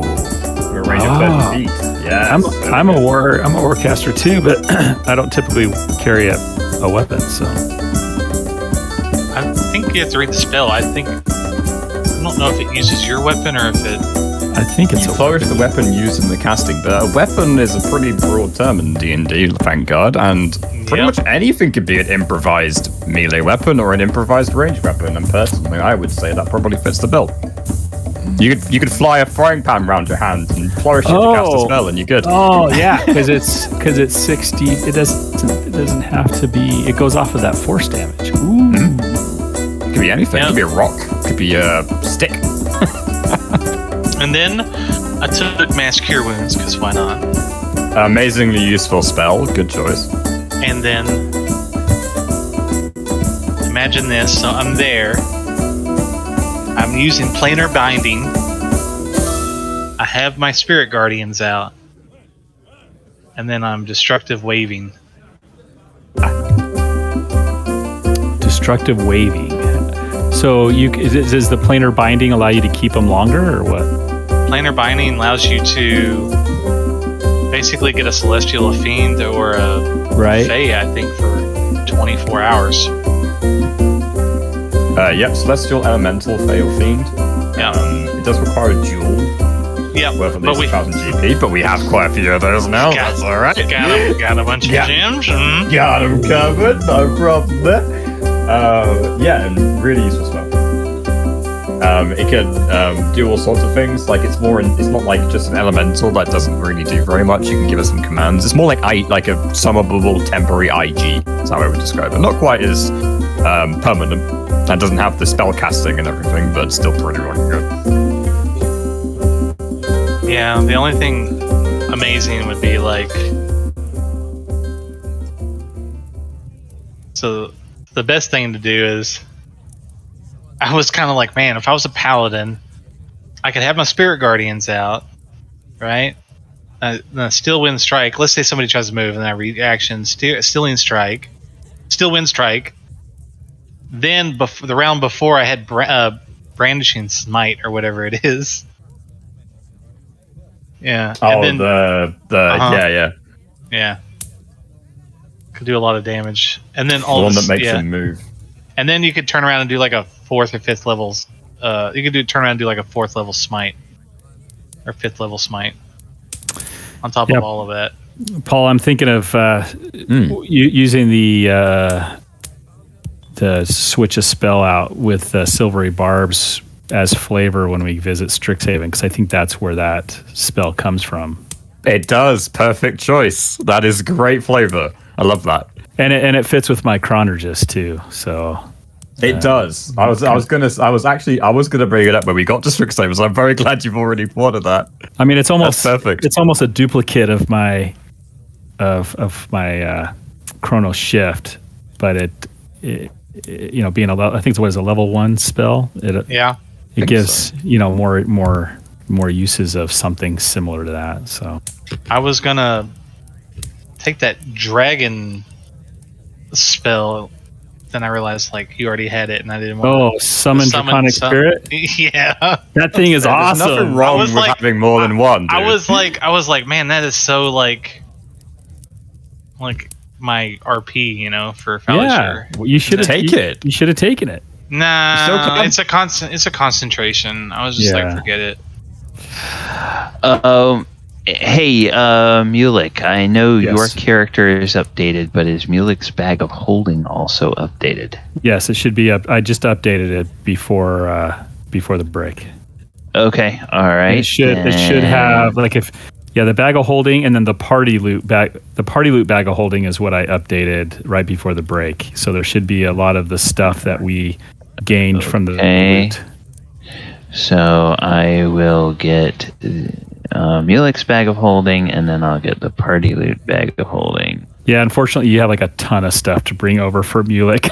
I've already. Well, the good thing is I don't have to redo your creatures every time. I just that's good. They stay in the vault, and I just export them to the new game. But then some of the updated stuff. So let me do it. Okay. I didn't want to interrupt your conversation. Go ahead and keep going, guys. Yeah, I'm really hyped for Strixhaven personally. I've picked up a level in something that is very relates very heavily to Quandrix, which is another one of the colleges of Strixhaven. I'm looking forward to role playing that out as well. I guess I don't know anything about Strix. I don't either.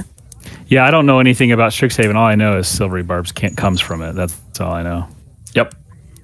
It's Harry Potter meets American high school. Best description I can give it. Magic the Gathering came out with a set, and it was so popular that they came out with the D&D module based off the Magic the Gathering card game set. And the flavor, dude, so good, so good. It's one of those kind of modules you can tell they really thought a lot about what they did in it, which isn't always the case, and it's really nice to see. Because a lot of the monsters are really interesting. A lot of the NPCs have a lot of flavor to them. It's a lot like Wild Beyond the Witchlight that way. There's a hell of a lot of story in the module itself. It's not just bare bone. It's a lot like what? Wild Beyond the Witchlight. It's another D&D module that you can pick up about the Feywild and other bits and bobs. I'm hyped. That's what I'm trying to get across. Okay. Well, we got that. I'm trying to understand what you were saying. That's going to be fun. He's saying just wait and see. Mm-hmm. Just imagine Harry Potter, but it's American high school instead. And when we walk in, and then Nice. you've pretty much got it. Nice Deckard King joke. Yeah, that character's got to come back at some point. Who? Yeah. Absolutely. Deckard Cain. Yeah, absolutely. Falazure's one of his His alter ego. one of his disguise characters. Yeah. Yeah, there you go. Come on.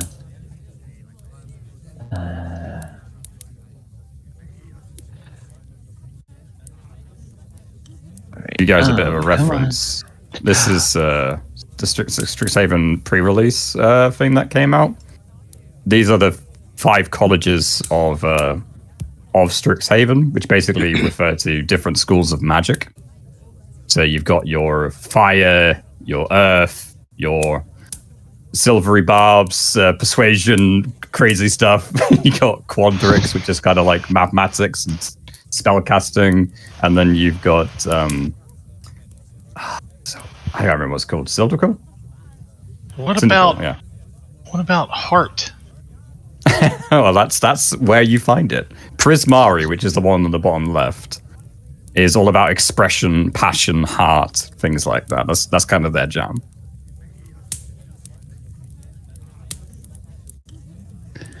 All right, and then go to this. All right, so as we come back to our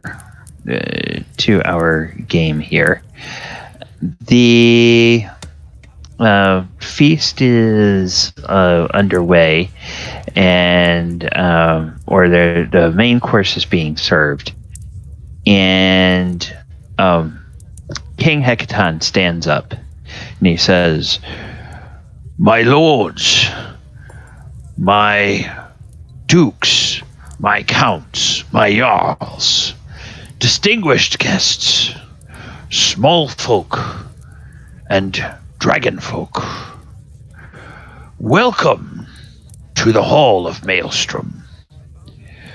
We are here to celebrate a great victory over Iymrith, the doom of the desert. We are also here to celebrate an historic and perhaps unprecedented coming together of our brothers and sisters of the metallic dragon, our giant kin, and the small folks, to defeat a great evil. Yes, it is true that there is one whom we all know, and we all respect to some degree, and he looks pointedly at Mulek, that has brought us all together. The great legendary wizard Mordenkainen. He sent these small folk to rescue me after I had been kidnapped, and they proved their worth. And I have come to understand that among our metallic dragon friends, Mordenkainen is also highly respected. And you, my fellow giants, you know that we walk softly and tread lightly wherever Mordenkainen is, because even though he may be small in stature, we know his magic is very, very powerful. And there's all, yes. Well, I propose a toast to the man who brought us together, to the man who helped us defeat this great evil. Or, I shouldn't say helped, who inspired us to defeat this great evil. I raise a glass to Mordenkainen. And the giants also, to Mordenkainen. The dragons who are in humanoid form, they raise glass to Mordenkainen. And they all drink up. And then there's several more rounds of toasts, and there's a round of toast to the dragons in general. There's a round of toast to the giants that fought in the battle, and of course both the fire giant, I guess it's the fire giant, the frost giant, and the fire giant and the frost giant, they both are proudly showing their scars that they got, because one of them was completely killed. The stone giant, who was nearly knocked unconscious. He shows his scars as well. So they're all proudly showing these, and they and people are making jokes about that and saying how good this blue dragon steaks taste. And the ones who got injured, they say, yes, it tastes especially sweet with this, with these battle scars.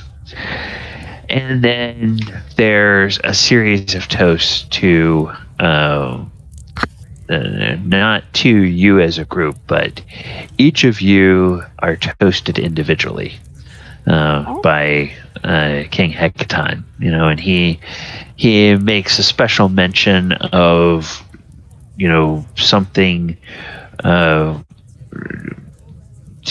incredible that you did during the battle, a spell that helped to turn the tide of battle, the healing that you gave to somebody, the inspiration that you provided someone that helped them, or a dramatic strike with your weapon.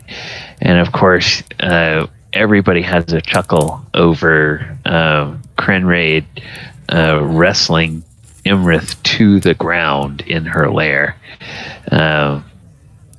And the giants all guffaw about that and say, "Oh, that must have been so humiliating to be pinned down by a dwarf." Well done, Master Krenraid. Well done. Well Thank you. She kept running off her mouth going, blah, blah, blah, I'm going to kill it. You run. And I said I was going to shut up her mouth, and I did. Well done. And then, of course, he recounts the killing blow of Iymrith. and says that Thaldohr was 40 feet tall and had a crossbow the size of a ballista, and shot a bolt that went clean through her, through the wall, and through several defenders you all hadn't even seen before, and killed them all with one blow. And of course, there's some more guffaws and laughing and cheers for Thaldohr's health with that. And he gives Thaldohr a little wink when he talks about that. And everyone has a wonderful time. But it's not too long before there is a little shimmering in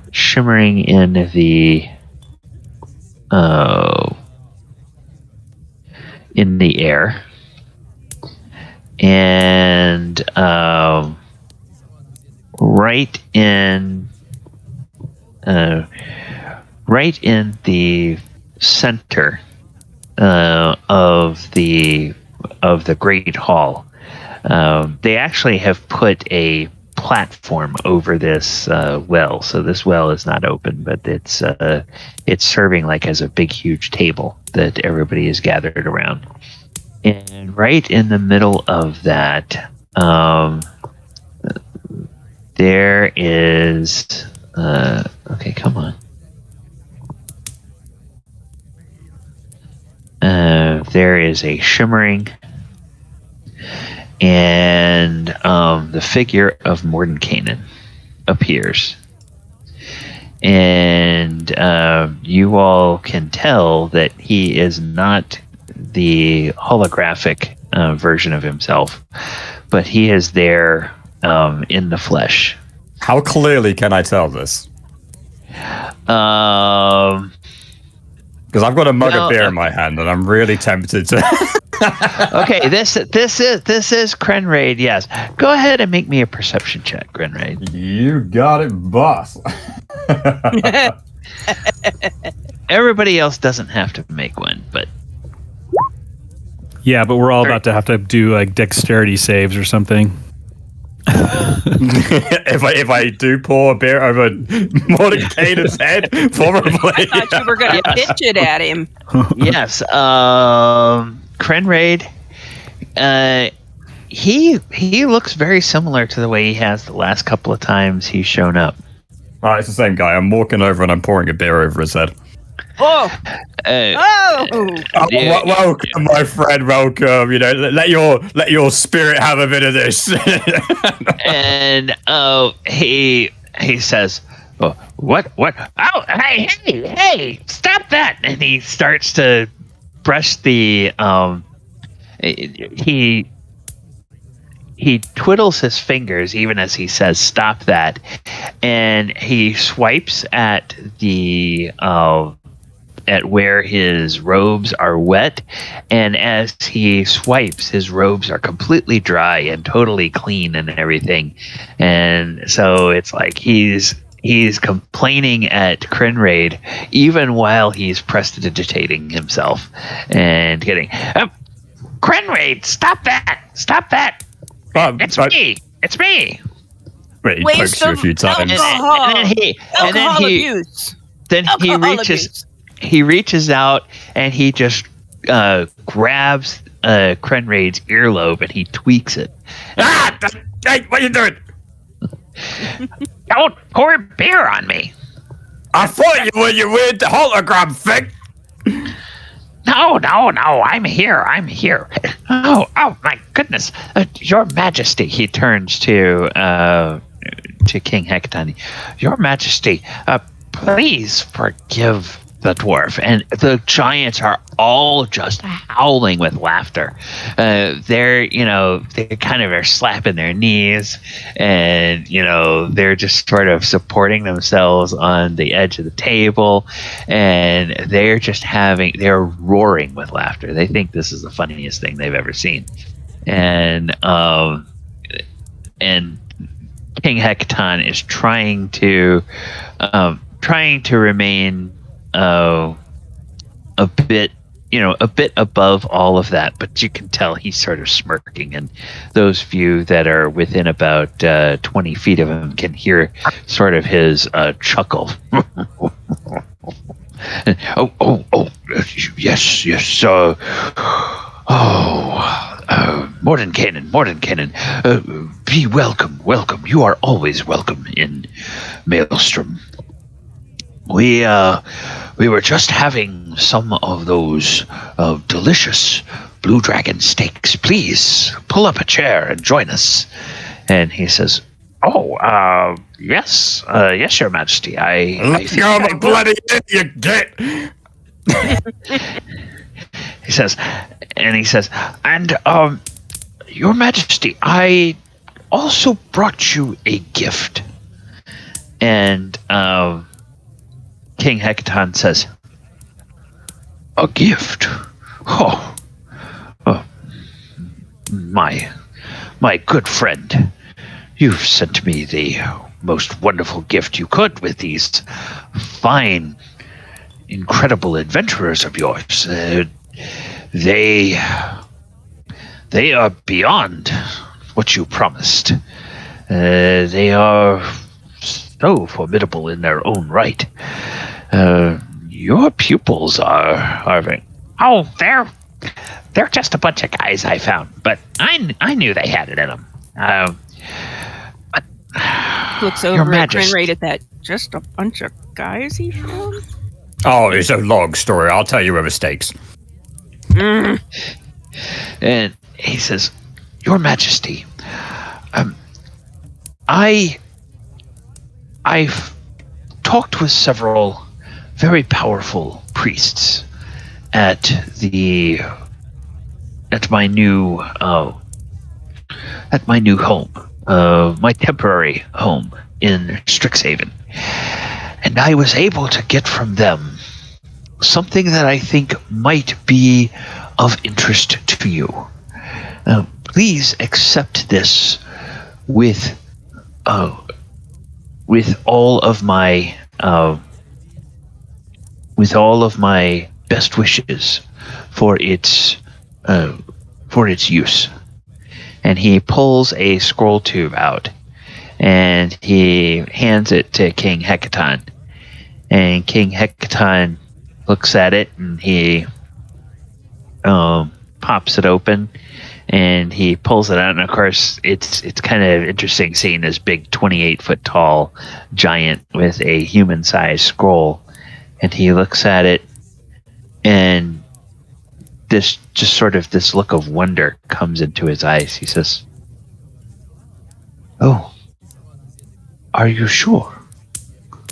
And Mordenkainen says, "Well, yes, Your Majesty. It seems only fitting. I wish I would have been able to do something sooner." And he says, and the king just is silent for a moment. And he then very delicately rolls the scroll back up and sticks it in a tube and puts the cap back on it. And as he looks up, you can see that there's, his eyes are gleaming a little bit, and he looks out at the giants and he says, "Mordenkainen has brought me a scroll of resurrection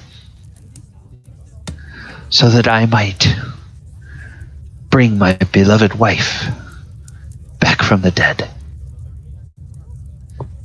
Thank you. Oh. Thank you, Mordenkainen. You deserve every legend that has been ever spoken about you. You are a man with a true heart. You will always be a friend to this hall. And Mordenkainen says, Oh, well. Thank you, Your Majesty. And you all can give me a perception check. Krenraid's tearing up because this is a really emotional moment, so I'm going to have him fail on purpose. Okay.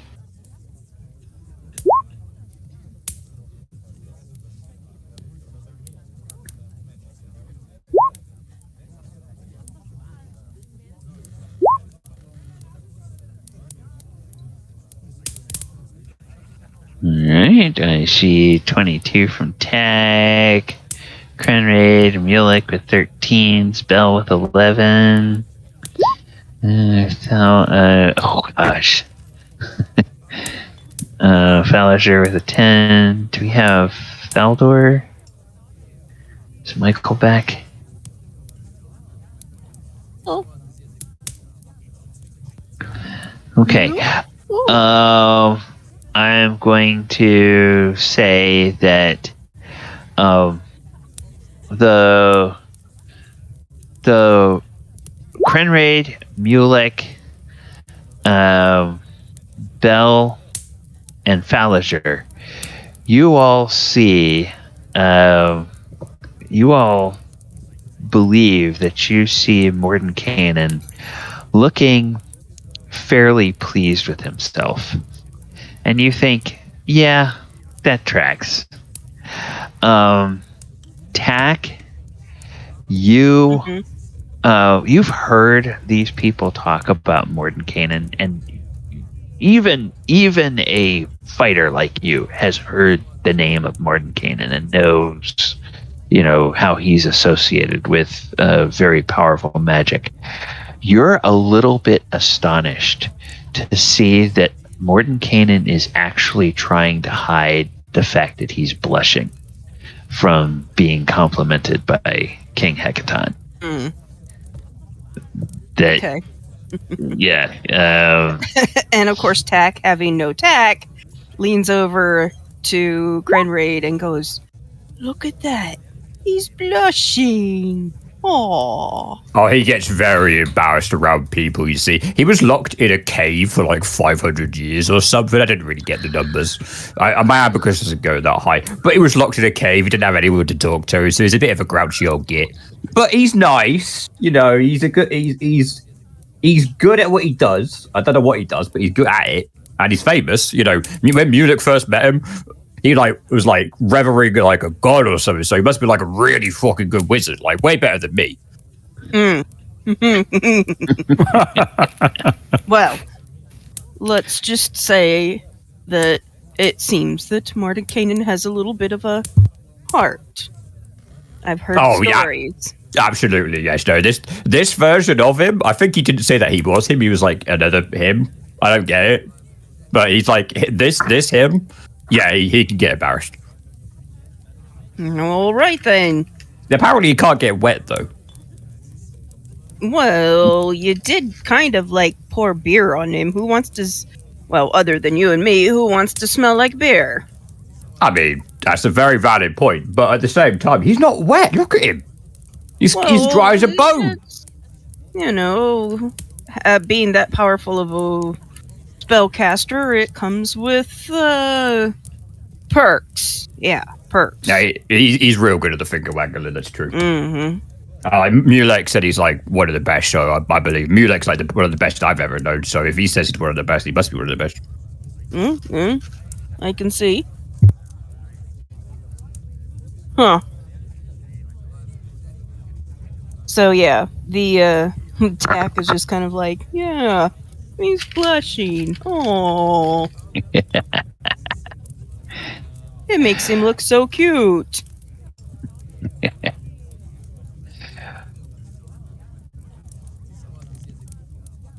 All right, and then okay, there we go. It's good. All right, put this back on here. So there's another round of dinner, and Mordenkainen joins in, and the giants and the dragons all compete to try to tell Mordenkainen different parts of the story, and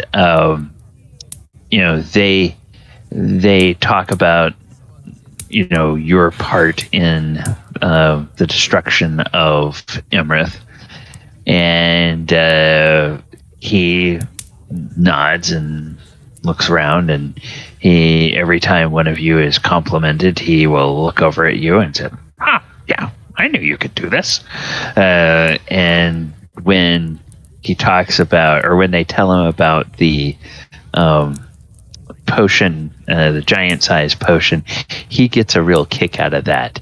And then they talk about Krenraid basically wrestling Iymrith and holding her down. He thinks that's hilarious, and he lets out one of his famous wrestled Iymrith. I wish I could have seen that. It's so amazing, let me tell you. Having her crushed beneath my hands, these guns, and choking her out.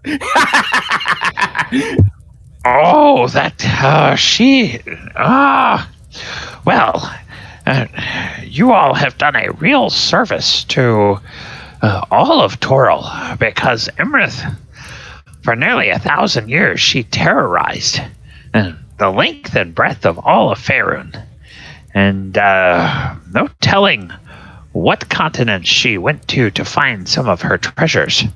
Did you find anything good in her lair? And the giants are like, oh, yes, there were some very nice things. And the dragons, they start saying, oh, yes, there was one of them. And, some of them that have some of the gems and everything, they show the shinies. And some of them that have the art objects, they show off the art object. The one dragon, like you say, is sporting that serpent headdress with the gemstone eyes and fangs and everything, and it's like, oh, that's amazing. Well, it doesn't surprise me that someone who had been around that long and that had those types of things. And then he learns about the Netherese coffins, and he says, oh, those sarcophagi screened for magic. That's a good trick. That's a very good trick. Sequestered. Yes, well, I might have to think of that for some of the things that I want to keep hidden. Well, then there's, towards the end of the or at the end of the meal, there's some discussion, and things kind of quiet down. And there's most of the giants drift away and go back to their quarters, and the dragons, they find out that they're fine staying in their humanoid forms for as long as they want or need to. And so they take rooms in the small folk wing of the guest quarters. And after a while, it is down to where pretty much the only people left in the hall, are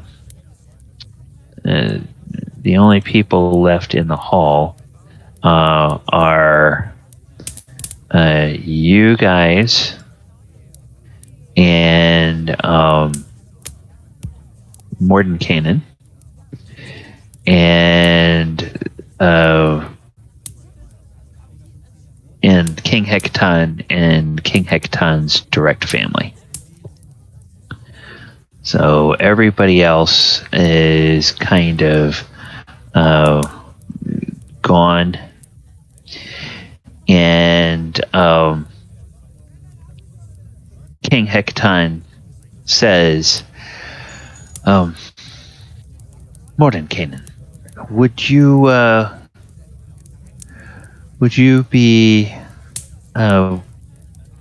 like to come down to the crypt with me? I would invite any of you that wish to come to join me for the resurrection ritual. And Mordenkainen says, well, if you would like me to be there, I would be happy to be there.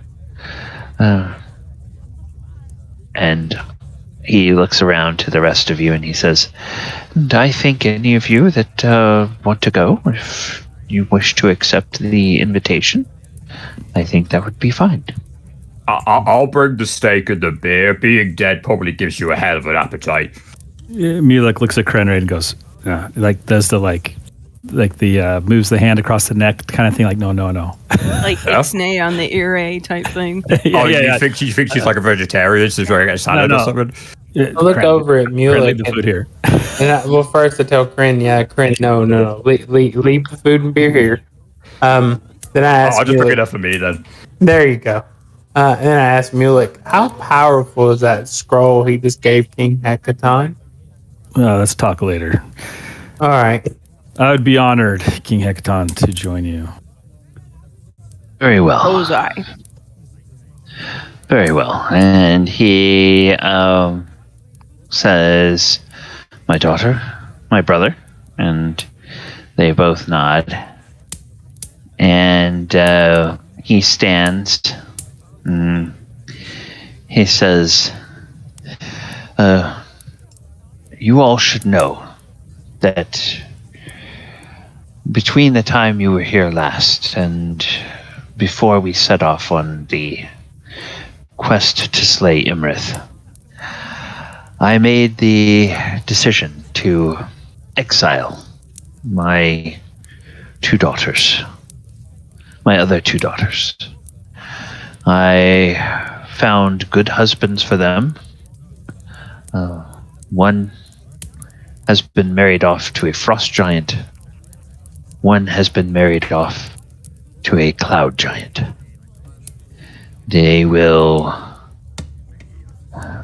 be safe, and I am so glad knowing now that my wife is going to return to the living, that I only have to explain why I sent our daughters away, and not why she is waking up next to their sarcophagi. That would be a difficult conversation. And so he then goes with you down to the crypt, and there's this big family crypt down on the lowest level of Maelstrom. And he walks in, and there's another giant there who's kind of like the head cleric of Maelstrom, and takes the scroll and unrolls it and puts some spectacles on. And he unrolls it, and then he intones the words in this big booming. Actually, it's not a booming giant voice. It's a very, very quiet giant voice. Imagine, if you will, the sound that would be made by a bumblebee if the bumblebee were the size of a jumbo jet. It's kind of like the rumble of his voice is about like that. It's a very sort of droning as he chants the words of magic. And as he does, all of you in the room, even those of you who are not spellcasters, you can sort of feel a stirring as of air. And there's kind of a lightness that comes to your spirit. You feel a bit more at peace as he is intoning this ritual. And it goes on for like 10 minutes. And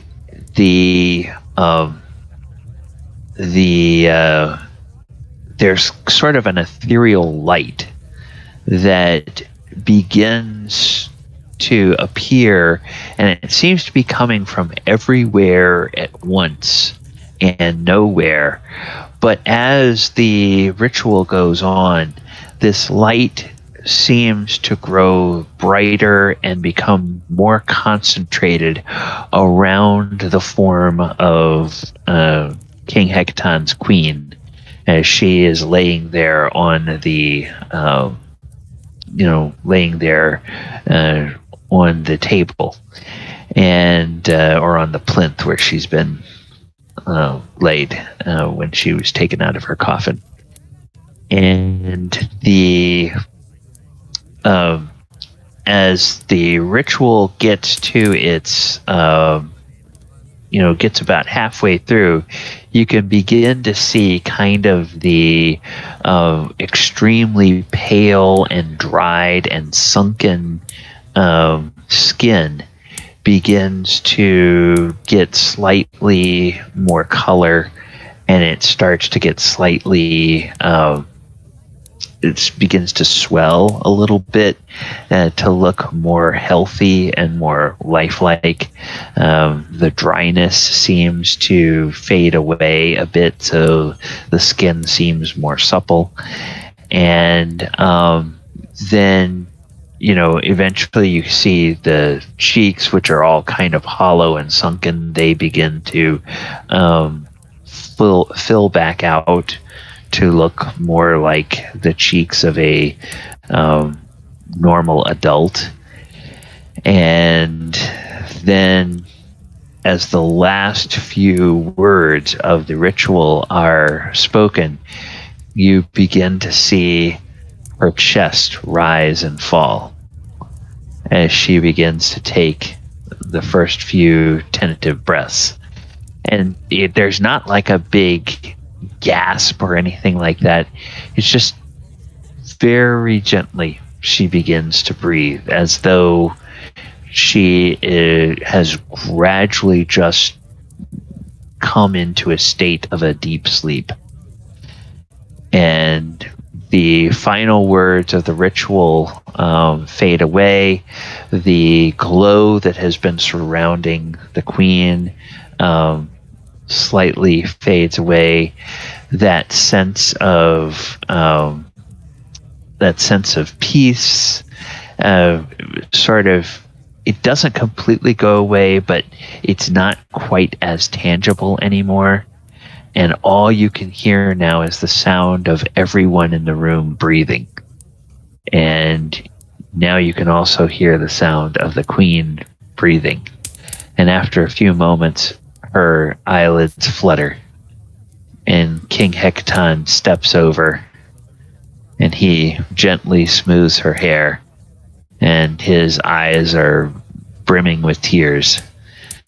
He says, my love. And her eyes open, and she smiles, and she says, oh, my king. Why are you sad? And then she begins to look around, and this kind of confusion plays over her features.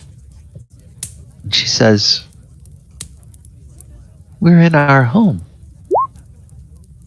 The last I remember was... and then she gives a little gasp. Oh, my king. Treachery among the small folk. And he says, shh, it's all right, my dear, it's all right. You're back with us. And she kind of mouths the words, back with us, And then she looks and she realizes that they're in the family crypt. And then her eyes get wider and she says, "Was I?" And he nods. She says, "How long?" And he says, "Several months have passed. But we have learned. We have learned who it was that betrayed us. We have dealt with them. And we have stories to tell. And my dear, you are the wisest woman I know. You always thought we should be kinder to small folk. And even though some of them betrayed you, it is because of the actions of small folk that you are back with us." And he sweeps a hand over towards you all, and she turns her head, and she looks, and she kind of looks uncomprehendingly at all of you, and then her eyes fall on Mordenkainen, and a smile goes, "Mordenkainen, oh, welcome. I wish I had been there to greet you when you arrived." And Mordenkainen gives a little chuckle and he says, "Oh, my lady, it is a pleasure to see you. Looking so well once again. These are my... Well, We're his friends. He's not very good. Yes, Master Dwarf, my friends. My friends. They helped make sure that your home was safe to return to." Yeah. Good morning, Your Majesty. Yeah, very glad to have you back. Would you like some steak? And she says... Out of her face palms. And she says, "Steak? Well, I believe..." And then there's this loud rumble as her stomach growls. And she kind of blushes a little bit and looks at her husband and she says, "Well, I guess I am kind of hungry." And I told you! I'm gonna bring steak. Hey, have mine, Your Majesty, please. Good, nice to meet you. You look lovely. Yeah, considering what you've been through. Good morning. Yeah, you go, have mine. And Imperator Uthor just sort of puts his face across his palm and looks over at his niece. And Sarissa, she doesn't know whether she wants to cry, whether she wants to laugh, whether she wants to be embarrassed. She's just kind of there being very flummoxed. So then there's this happy reunion and everything. And then Mordenkainen says, "Oh, well, let us allow them to reunite. We should talk about our next journey. Don't worry. I'm not going to spirit you away until we have a chance to say formal goodbyes. That would be bad of us as guests. But I do think the king and his wife and family should have a few moments of privacy." It's Don't just you? nothing more heartbreaking and tear-jerking than getting yourselves back together with your family and feeling really... excuse me. and feeling really emotional. Tack takes Krenraid's shoulders. Would you fucking mind? Excuse me. Do you mind? No, I'm being serious. Do not interrupt, please. Thank you. Sorry. It's all right. It's really emotional when you're eating steak and crying over something so beautiful.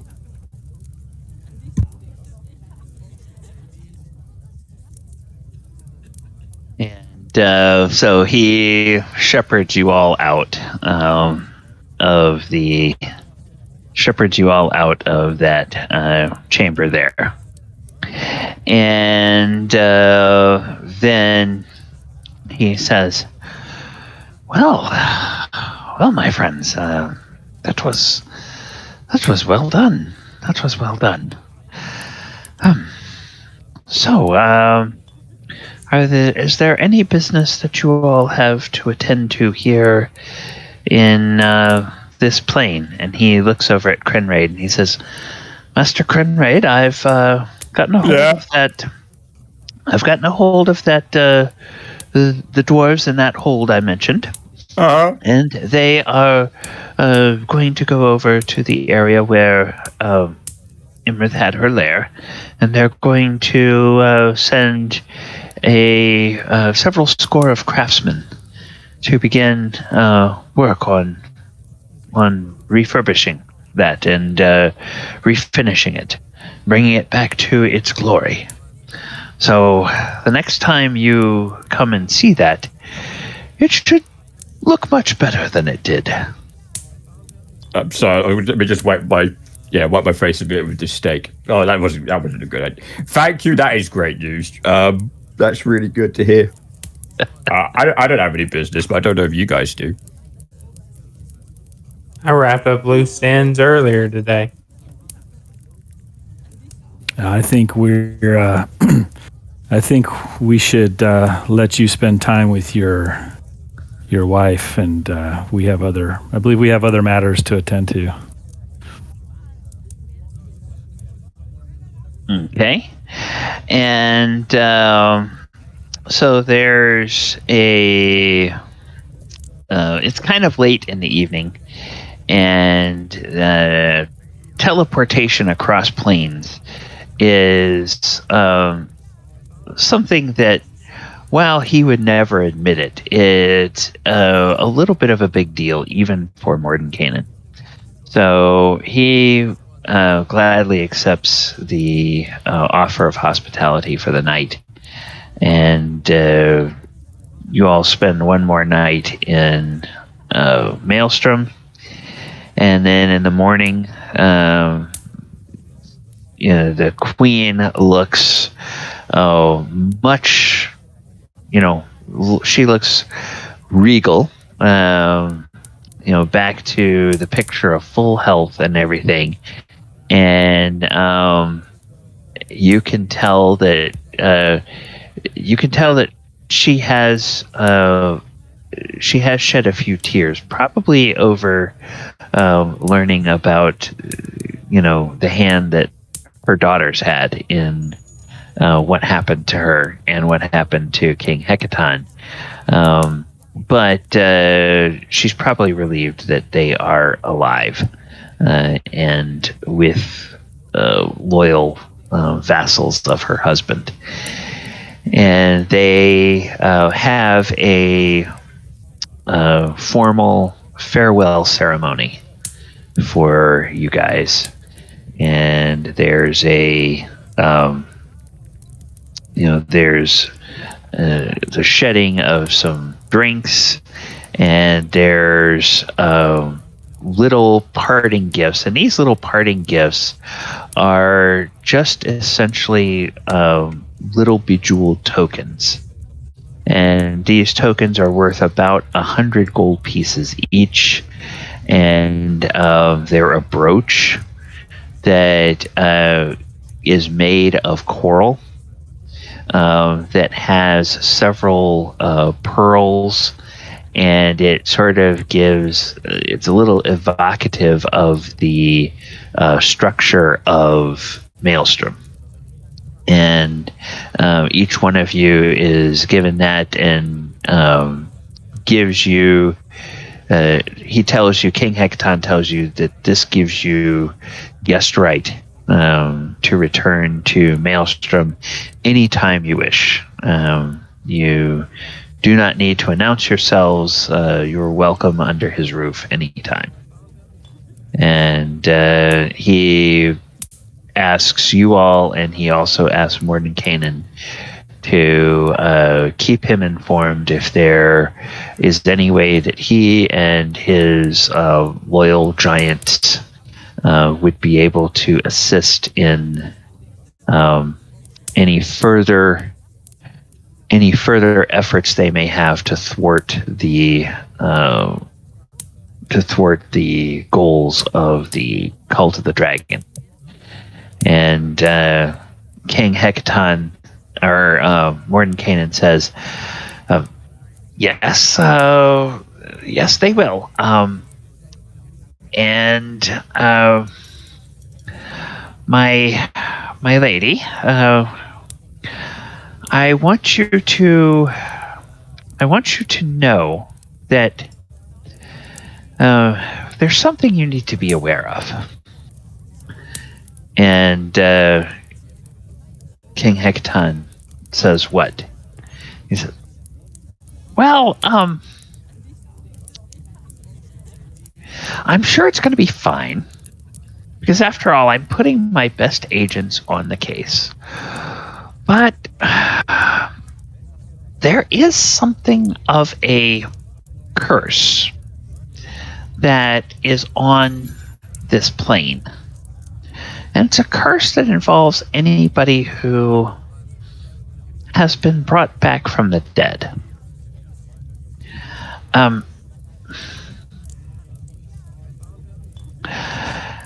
If they don't succeed in what they are doing, Your Majesty, you may have less than a year yet to live. Okay, everybody, let's go. And he, Jeez. Okay.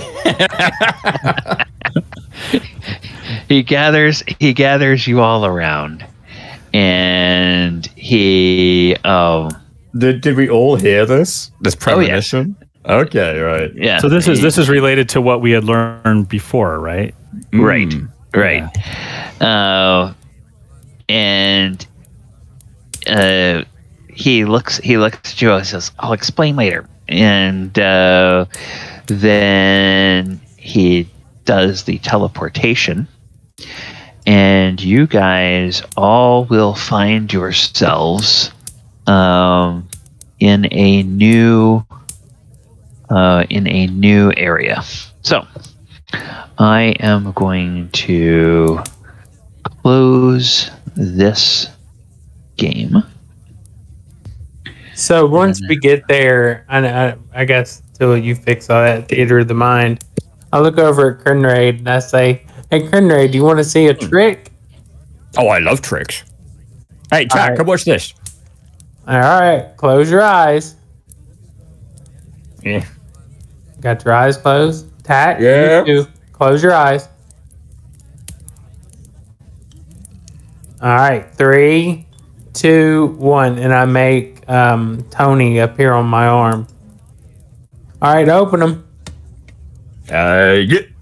Oh. Oh, did you get a bird and teach it tricks? Yeah, Grenade, you can say that. And I look over at Mulek and Does it wink. talk? Nice. It's like his name is Tony. What kind of name is that for a hawk? I don't know, it just came to me. Tony the Hawk. But yeah, Sounds pretty tubular to me. right? I bet he can really hang air. Oh, yeah, he's a hawk, right? Right.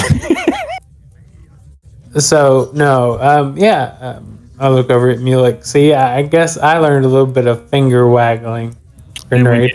Oh, you're a wizard now as well. Okay, Tack, you'll love this, right? I'm a wizard, as you well know.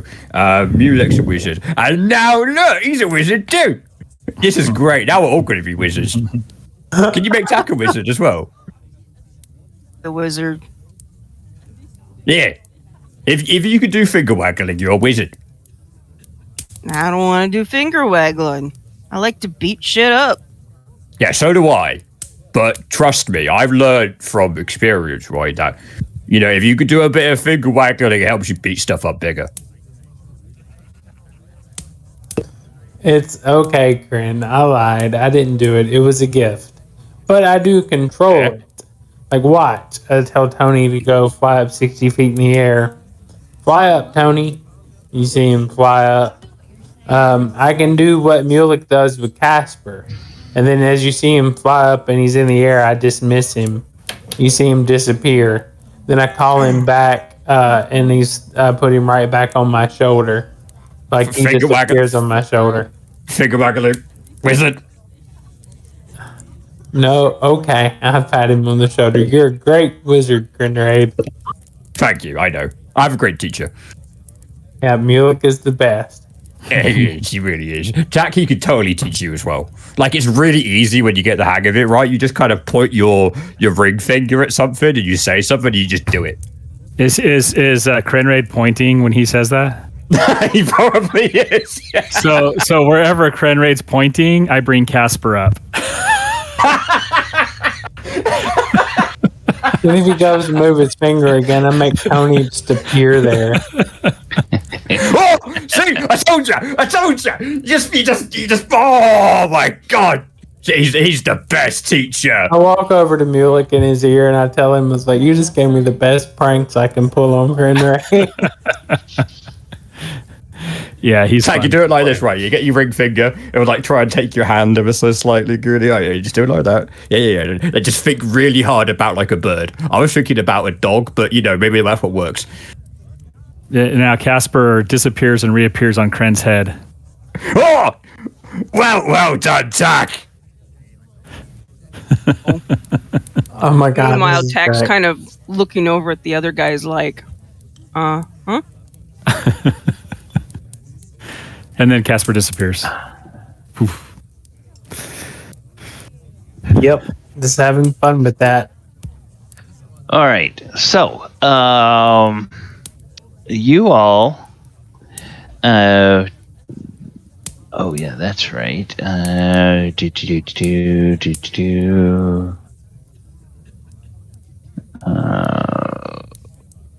may have. At that point in time, Tack goes, "Well, I can do this though."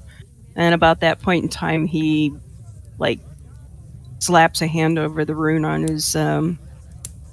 his chest, and he grows from the size he is now to large.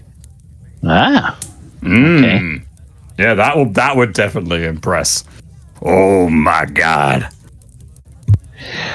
Okay. Yeah, I have to import IG by Morden's mighty beard. So, all right. So you guys find yourselves in a hallway, and Mordenkainen says, "Well, here we are. Welcome to. We're gonna have to work on the name of this place. Right now, they call this the Lorehold Dean's Wing, but I think the Circle of Eight Wing sounds better. Leomund, Adaluk, Tensor, and myself are here, and Leomund says that he thinks he's tracked down where Bigby has gotten off to. So, Bigby might be joining us before too long. But want to give you a little bit of a chance to learn something about the place. We are in a place called Strixhaven. And this is the central building of the faculty for Lorehold College, which is one of the several colleges that makes up the university. And let me go ahead. I'll show you into some of these rooms here. Now, you've just come from Maelstrom, so you probably won't be too startled by this. But don't let the size of the help bother you. I've learned that these people around here, they tend to like to go big or go home, if you know what I mean. So you are looking at several of the reading rooms here. we have our reading room over here to this side, and he indicates over this way. And don't mind those archivists; they're just reshelving the books, and they don't talk much, but they do seem to know most of the languages that I have been able to use on them, which are considerable, of course. It is me, after all. And then he says, and there's another reading room over here with more of the archivists. And then there is a quiet study room here. And then beyond, we have the offices that several of us share. So let me see. Let me go see who all is around. Leo, Luke, 10, you guys around? Any of you? And after a few minutes, this door here opens and Leomund comes out. And then this door over here opens and Tensor emerges. And they come down into the hall and they say, and Mordenkainen makes introductions of Leomund, and you all have met Tensor before in the Amber Temple. And you can see that Tensor has one of his hands, the ring finger and the pinky finger on one of his hands are wrapped in bandages.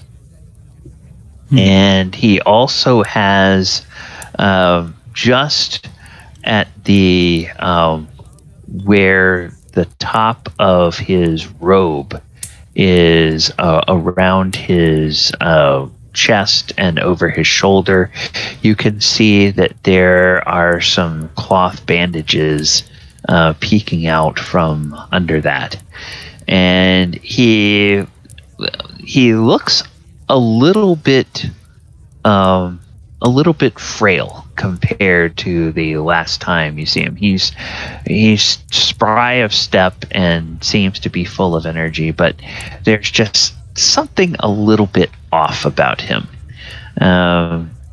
He looks like somebody who's a bit kind of on the unhealthy side.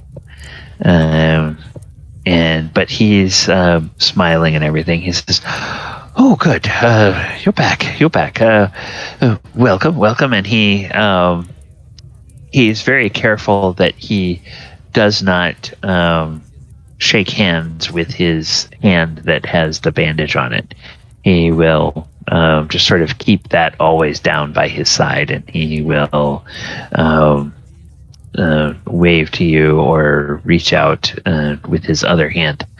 And his grip is firm, but his hands do feel a little bit, or his hand does feel a little bit bony when you take it. A little bit more so than it did before. And Leomund and Mordenkainen both kind of look at him with a bit of a worried expression. And something wrong with your hand, Tensor? And Mordenkainen says, "Well, it's that curse I told you all about.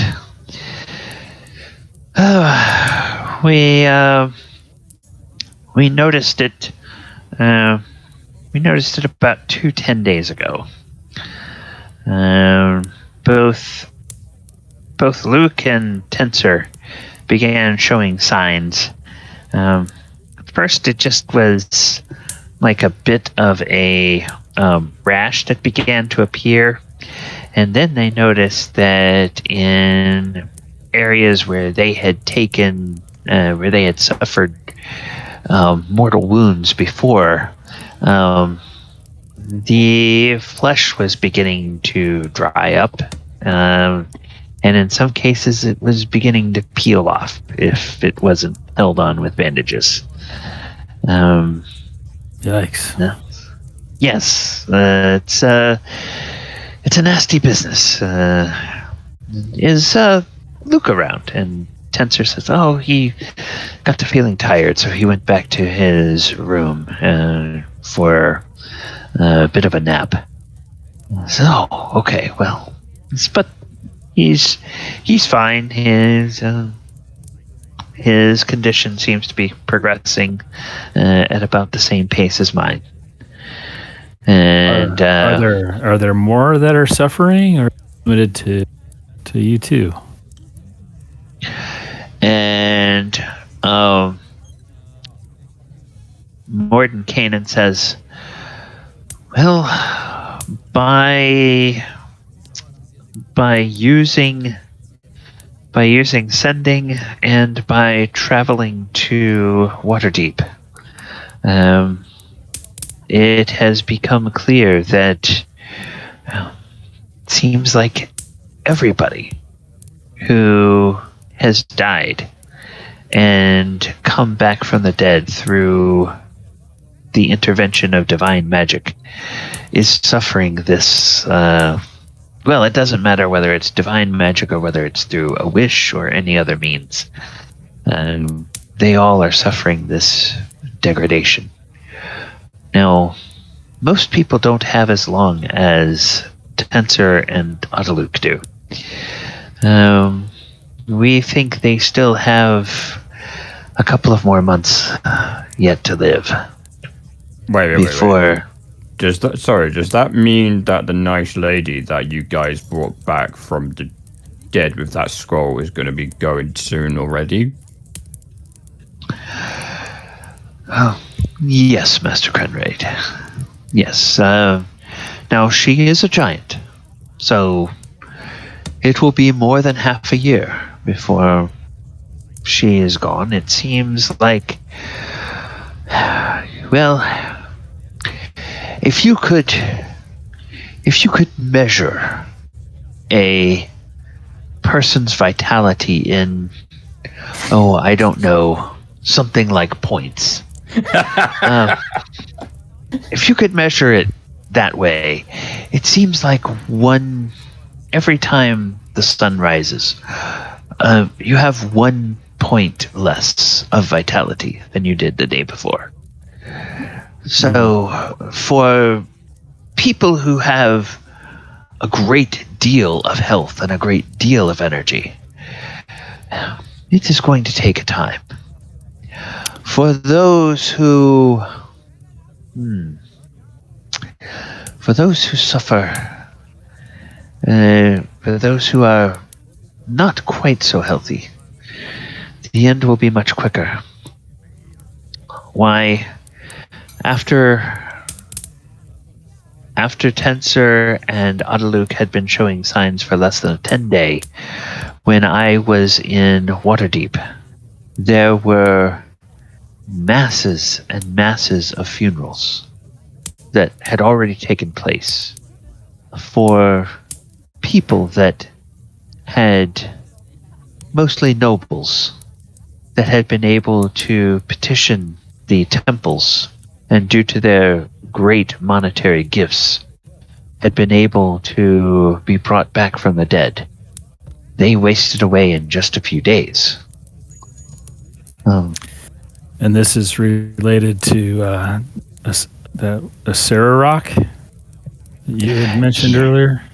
Yes. And it seems that once the spirit fully leaves... Now, I brought that... I did not bring that scroll entirely blindly. I knew what to expect. But it makes a great deal of difference whether the person was killed before this curse began or after it began. You see, in the case of the Queen, if she passed before the curse began, her soul passed to the afterlife like any other soul. And if it is willing, it could be brought back, could be called back.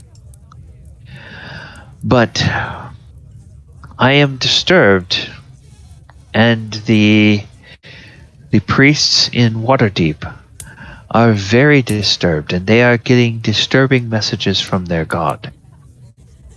That when people pass now, their souls do not proceed to the afterlife. Their souls cannot be called back to their bodies. My research has led me to believe that this Acererak has created an item of great evil. An item that I can only loosely call a soul engine. An engine that seems to feed on the very souls of the dead themselves. And if the rumors from my clergy friends are true, they say that the astral plane is in upheaval because someone is trying to use the souls of mortals to give birth to a new god. A dark god. A god that Acererak himself would want to control. Well, it sounds like we need to take care of this thing. Yes. Yes. You do. And you must be careful. You cannot die.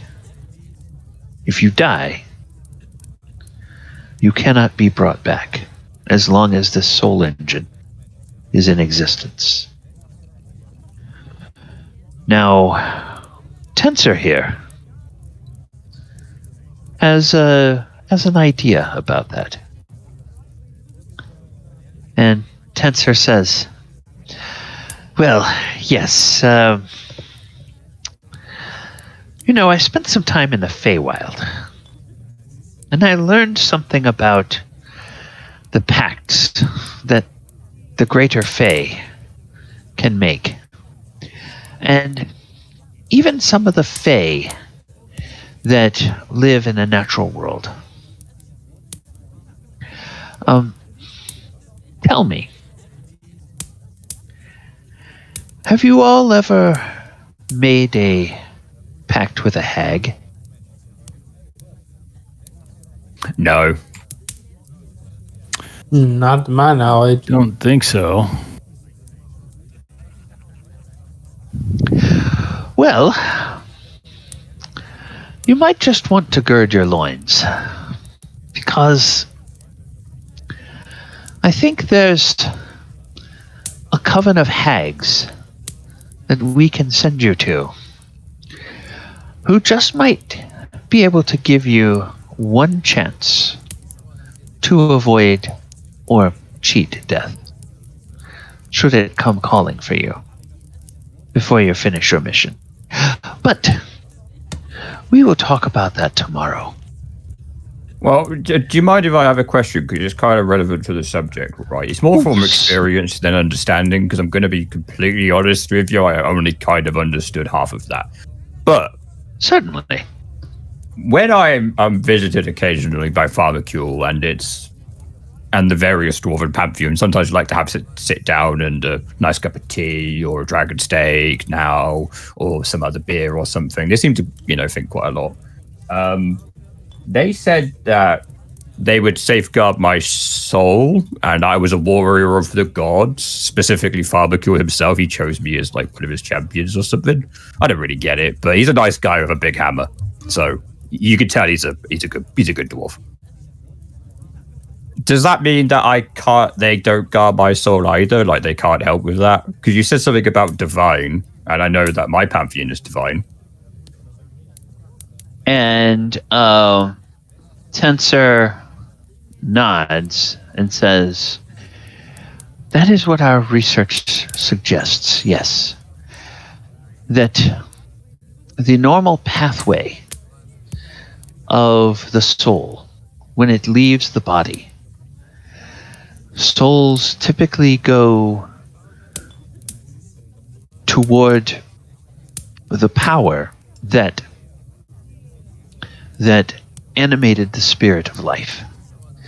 So, in your case, you venerate the Dwarven Pantheon. So, your soul would normally rise toward Dwarfholm and go to where Moradin and all of his Pantheon are.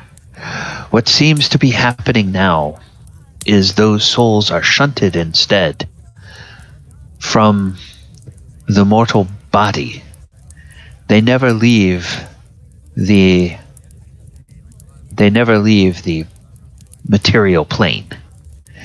Instead of going towards the astral sea or towards the abyss or the 9 hells, depending on what somebody worshipped in life, they are drawn into this soul engine, and there they are kept as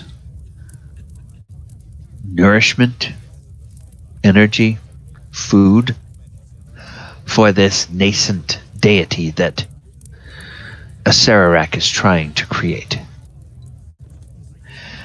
And the gods only know what happens to a soul once this godling devours it. Don't know if the person could ever be brought back after that. Thaldohr looks at Mordenkainen. Mordenkainen, I know you're well versed in magic and items and things. I flash. I make my ring visible. You think this would work? That's the ring of what, the true Mind shielding. No, ring of mind shielding. That if I die, my soul can go right into the ring. He says, "Ooh, I don't know. But we're in a good place to find out. We can do some research. There's a lot of eager university students around. We can put them to digging through the archives and finding out if anyone in this plane has ever done research on that." I thought you were going to say they're going to earn their credit by being killed in terrible experiments. Yeah, I know. That's what I thought too. No, not to see if they can go with that. It's like, we'll just get a bunch of rings of mind shielding and just kill the students and see if it works. We're on the same page. No, that would be barbaric. Well, he is a barbarian. I mean, no. No, we need practical solutions, all right? And I'm going to be honest, I don't really understand what you guys are talking about, but I did hear a no, so that helped. Thank you. Yes. Well, all right. Make yourselves at home. We will show you around the campus. Show you around the campus later on today. We have made arrangements for some rooms for you to live in some of the student housing that is on campus. This will be our base of operations for the next few days. You will find that Strixhaven has all manner of wonderful shops that you can go and purchase provisions and items that you may think you need. We will give you a bit of insight as far as we know it on where we are sending you, what we know about the place, more details on what we know about Acererak and this awful construction he has created. And then more about the hags and how a bargain with them might just save your lives at least once. And we will deal with all of that. But right now, I'm a bit tired from that exertion. So I think I'm going to go get something to eat. Leomund, will you show them around? And Leomund says, oh, yes, Mordenkainen. Tensor, go on, get some rest. Ladies, gentlemen, it would be my pleasure. Come with me. And he begins to lead you towards the double doors at the end of the hall. And that is where we are going to leave our session for tonight. Well, players, thank you guys for joining me this evening. Before you say anything, I think probably you may not have any control over your tokens yet. I'm going to spend some time after we log off making sure that they are all assigned to everybody. I believe everybody's token is in the game, and I took them all from session 5 or part 5. So we will be back next time, and we will be here in Strixhaven. So we'll get kind of a little orientation to what Strixhaven is all about, find some of the interesting places on campus that you can go and spend some of your recently won gold and procure some items that you might need for your journey to Chult. And that when we come back next time, both for the stream and for players, we will be back on Wednesday, April the 6th. So this is our last Thursday session for a time, but session 86 we will pick up in here in Strixhaven on Wednesday night. And we will go for as long as Wednesday seems like it is the best night for everybody. All right, everyone. Thank you guys for playing. And viewers, thank you guys for hanging out. If you're watching us over on the Twitch, love it if you would follow us or give us a subscribe there on the Twitch. If you are watching live or the archives over on YouTube, would love it if you would subscribe to the channel, like the stream of the video, share the stream of the video, let people know, or plug that post notification bell so that you know every time new content drops, and let people know about our game. You can come and join us on Wednesday nights. I'm going to tell you a little bit more about what's coming up on the channel. Tomorrow, there will be another premiere for Lore Friday. We are going to be looking at the Whirlstone Tunnels, which is the kind of seedy underbelly of the city of Gracklestug. In this game, you guys never got down there. You never got to see that area, but that's kind of a fun little area, and we're going to talk about how you can use that in your campaigns as a DM and some of the interesting things that players can find down there. Then we don't have a game on Saturday night, at least not a stream on Saturday night. Those who are in the Saturday game, they're... I believe Casca is putting together a game that can be run on the weeks that I am not available, because this year, just with all the soccer schedule, it seems like there's at least one and sometimes 2 or 3 Saturdays in a month that I can't run the game because of the home soccer schedule. Then Sunday we are back for the Walker of Waterdeep. We are still exploring the ziggurat of King Suleiman, but they have now learned that the second level of the ziggurat is available to them. So who knows? They may continue poking around the first level, or they may go up to the second level. We'll have to find out on Sunday. And then Monday night, we will be back for a look at another monster out of Strixhaven, and I forget which one it is. I think it's one of the. Is it the first year student this time? Maybe we're going to be looking at first year student. We've done a lot of powerful monsters, and I know that the one coming up this week is going to be one of the more tame monsters. All right, Michael. Anything coming up on the Doors of Your channel before next week that you want people to know about? Yeah, we're trying to reach that elusive goal of 300 followers. And we're trying to get our subs up for the month. So if I can reach 10 subs, I'll be giving away a game key, a random game key from all the games I have. And if I reach 300 followers, I will end up giving away 3 game keys on the stream.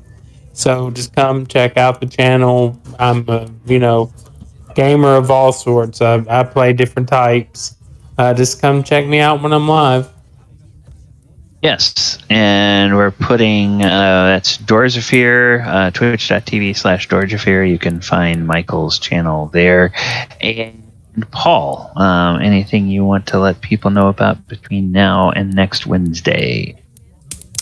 So I like to stream around a bit, and I've got a game coming up on the Tuesday. This is going to be a recorded game, so you'd have to go on the YouTubes of Gaijin Games. We are playing Weatherlight Carnival, the Wild Beyond the Witchlight module for D&D.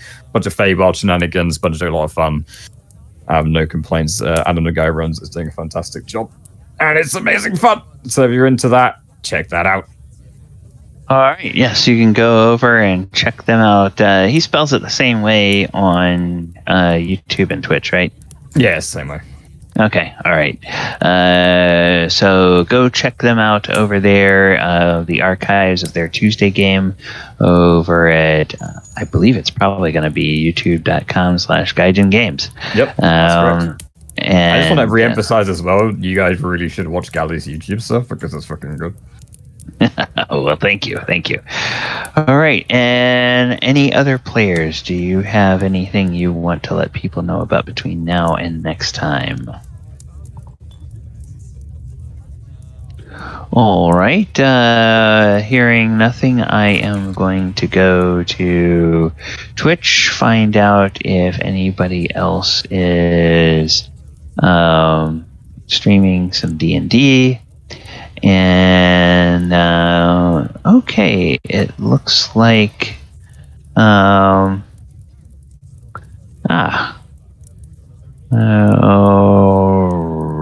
McTavish. Before you raid, Galley, I was going to let everybody know, at the end of the month, if you're watching this from the app, from the Twitch app on your PC, there will no longer be a Twitch app on PC after the 30th of April. So if you're going to watch Galley or any streamer from PC, you'll have to actually go to twitch.tv, the browser, and make sure you bookmark it or set it to your bookmark page so you can watch Twitch there, because there will no longer be a desktop app. Oh, wow. Okay. All right. That is a good heads up. Okay, we're going to go ahead and raid Reg McTavish. Hey, Scary Jerry. Glad you could join us. Sorry, you got right at the end of the stream. We will go ahead and send you guys over to Reg. Hope you enjoy the stream over there. Thanks for watching tonight. Take care, everybody. Have a great weekend. Remember, starting next week, we're back on Wednesday night instead of Thursday night. I'll try to make sure that my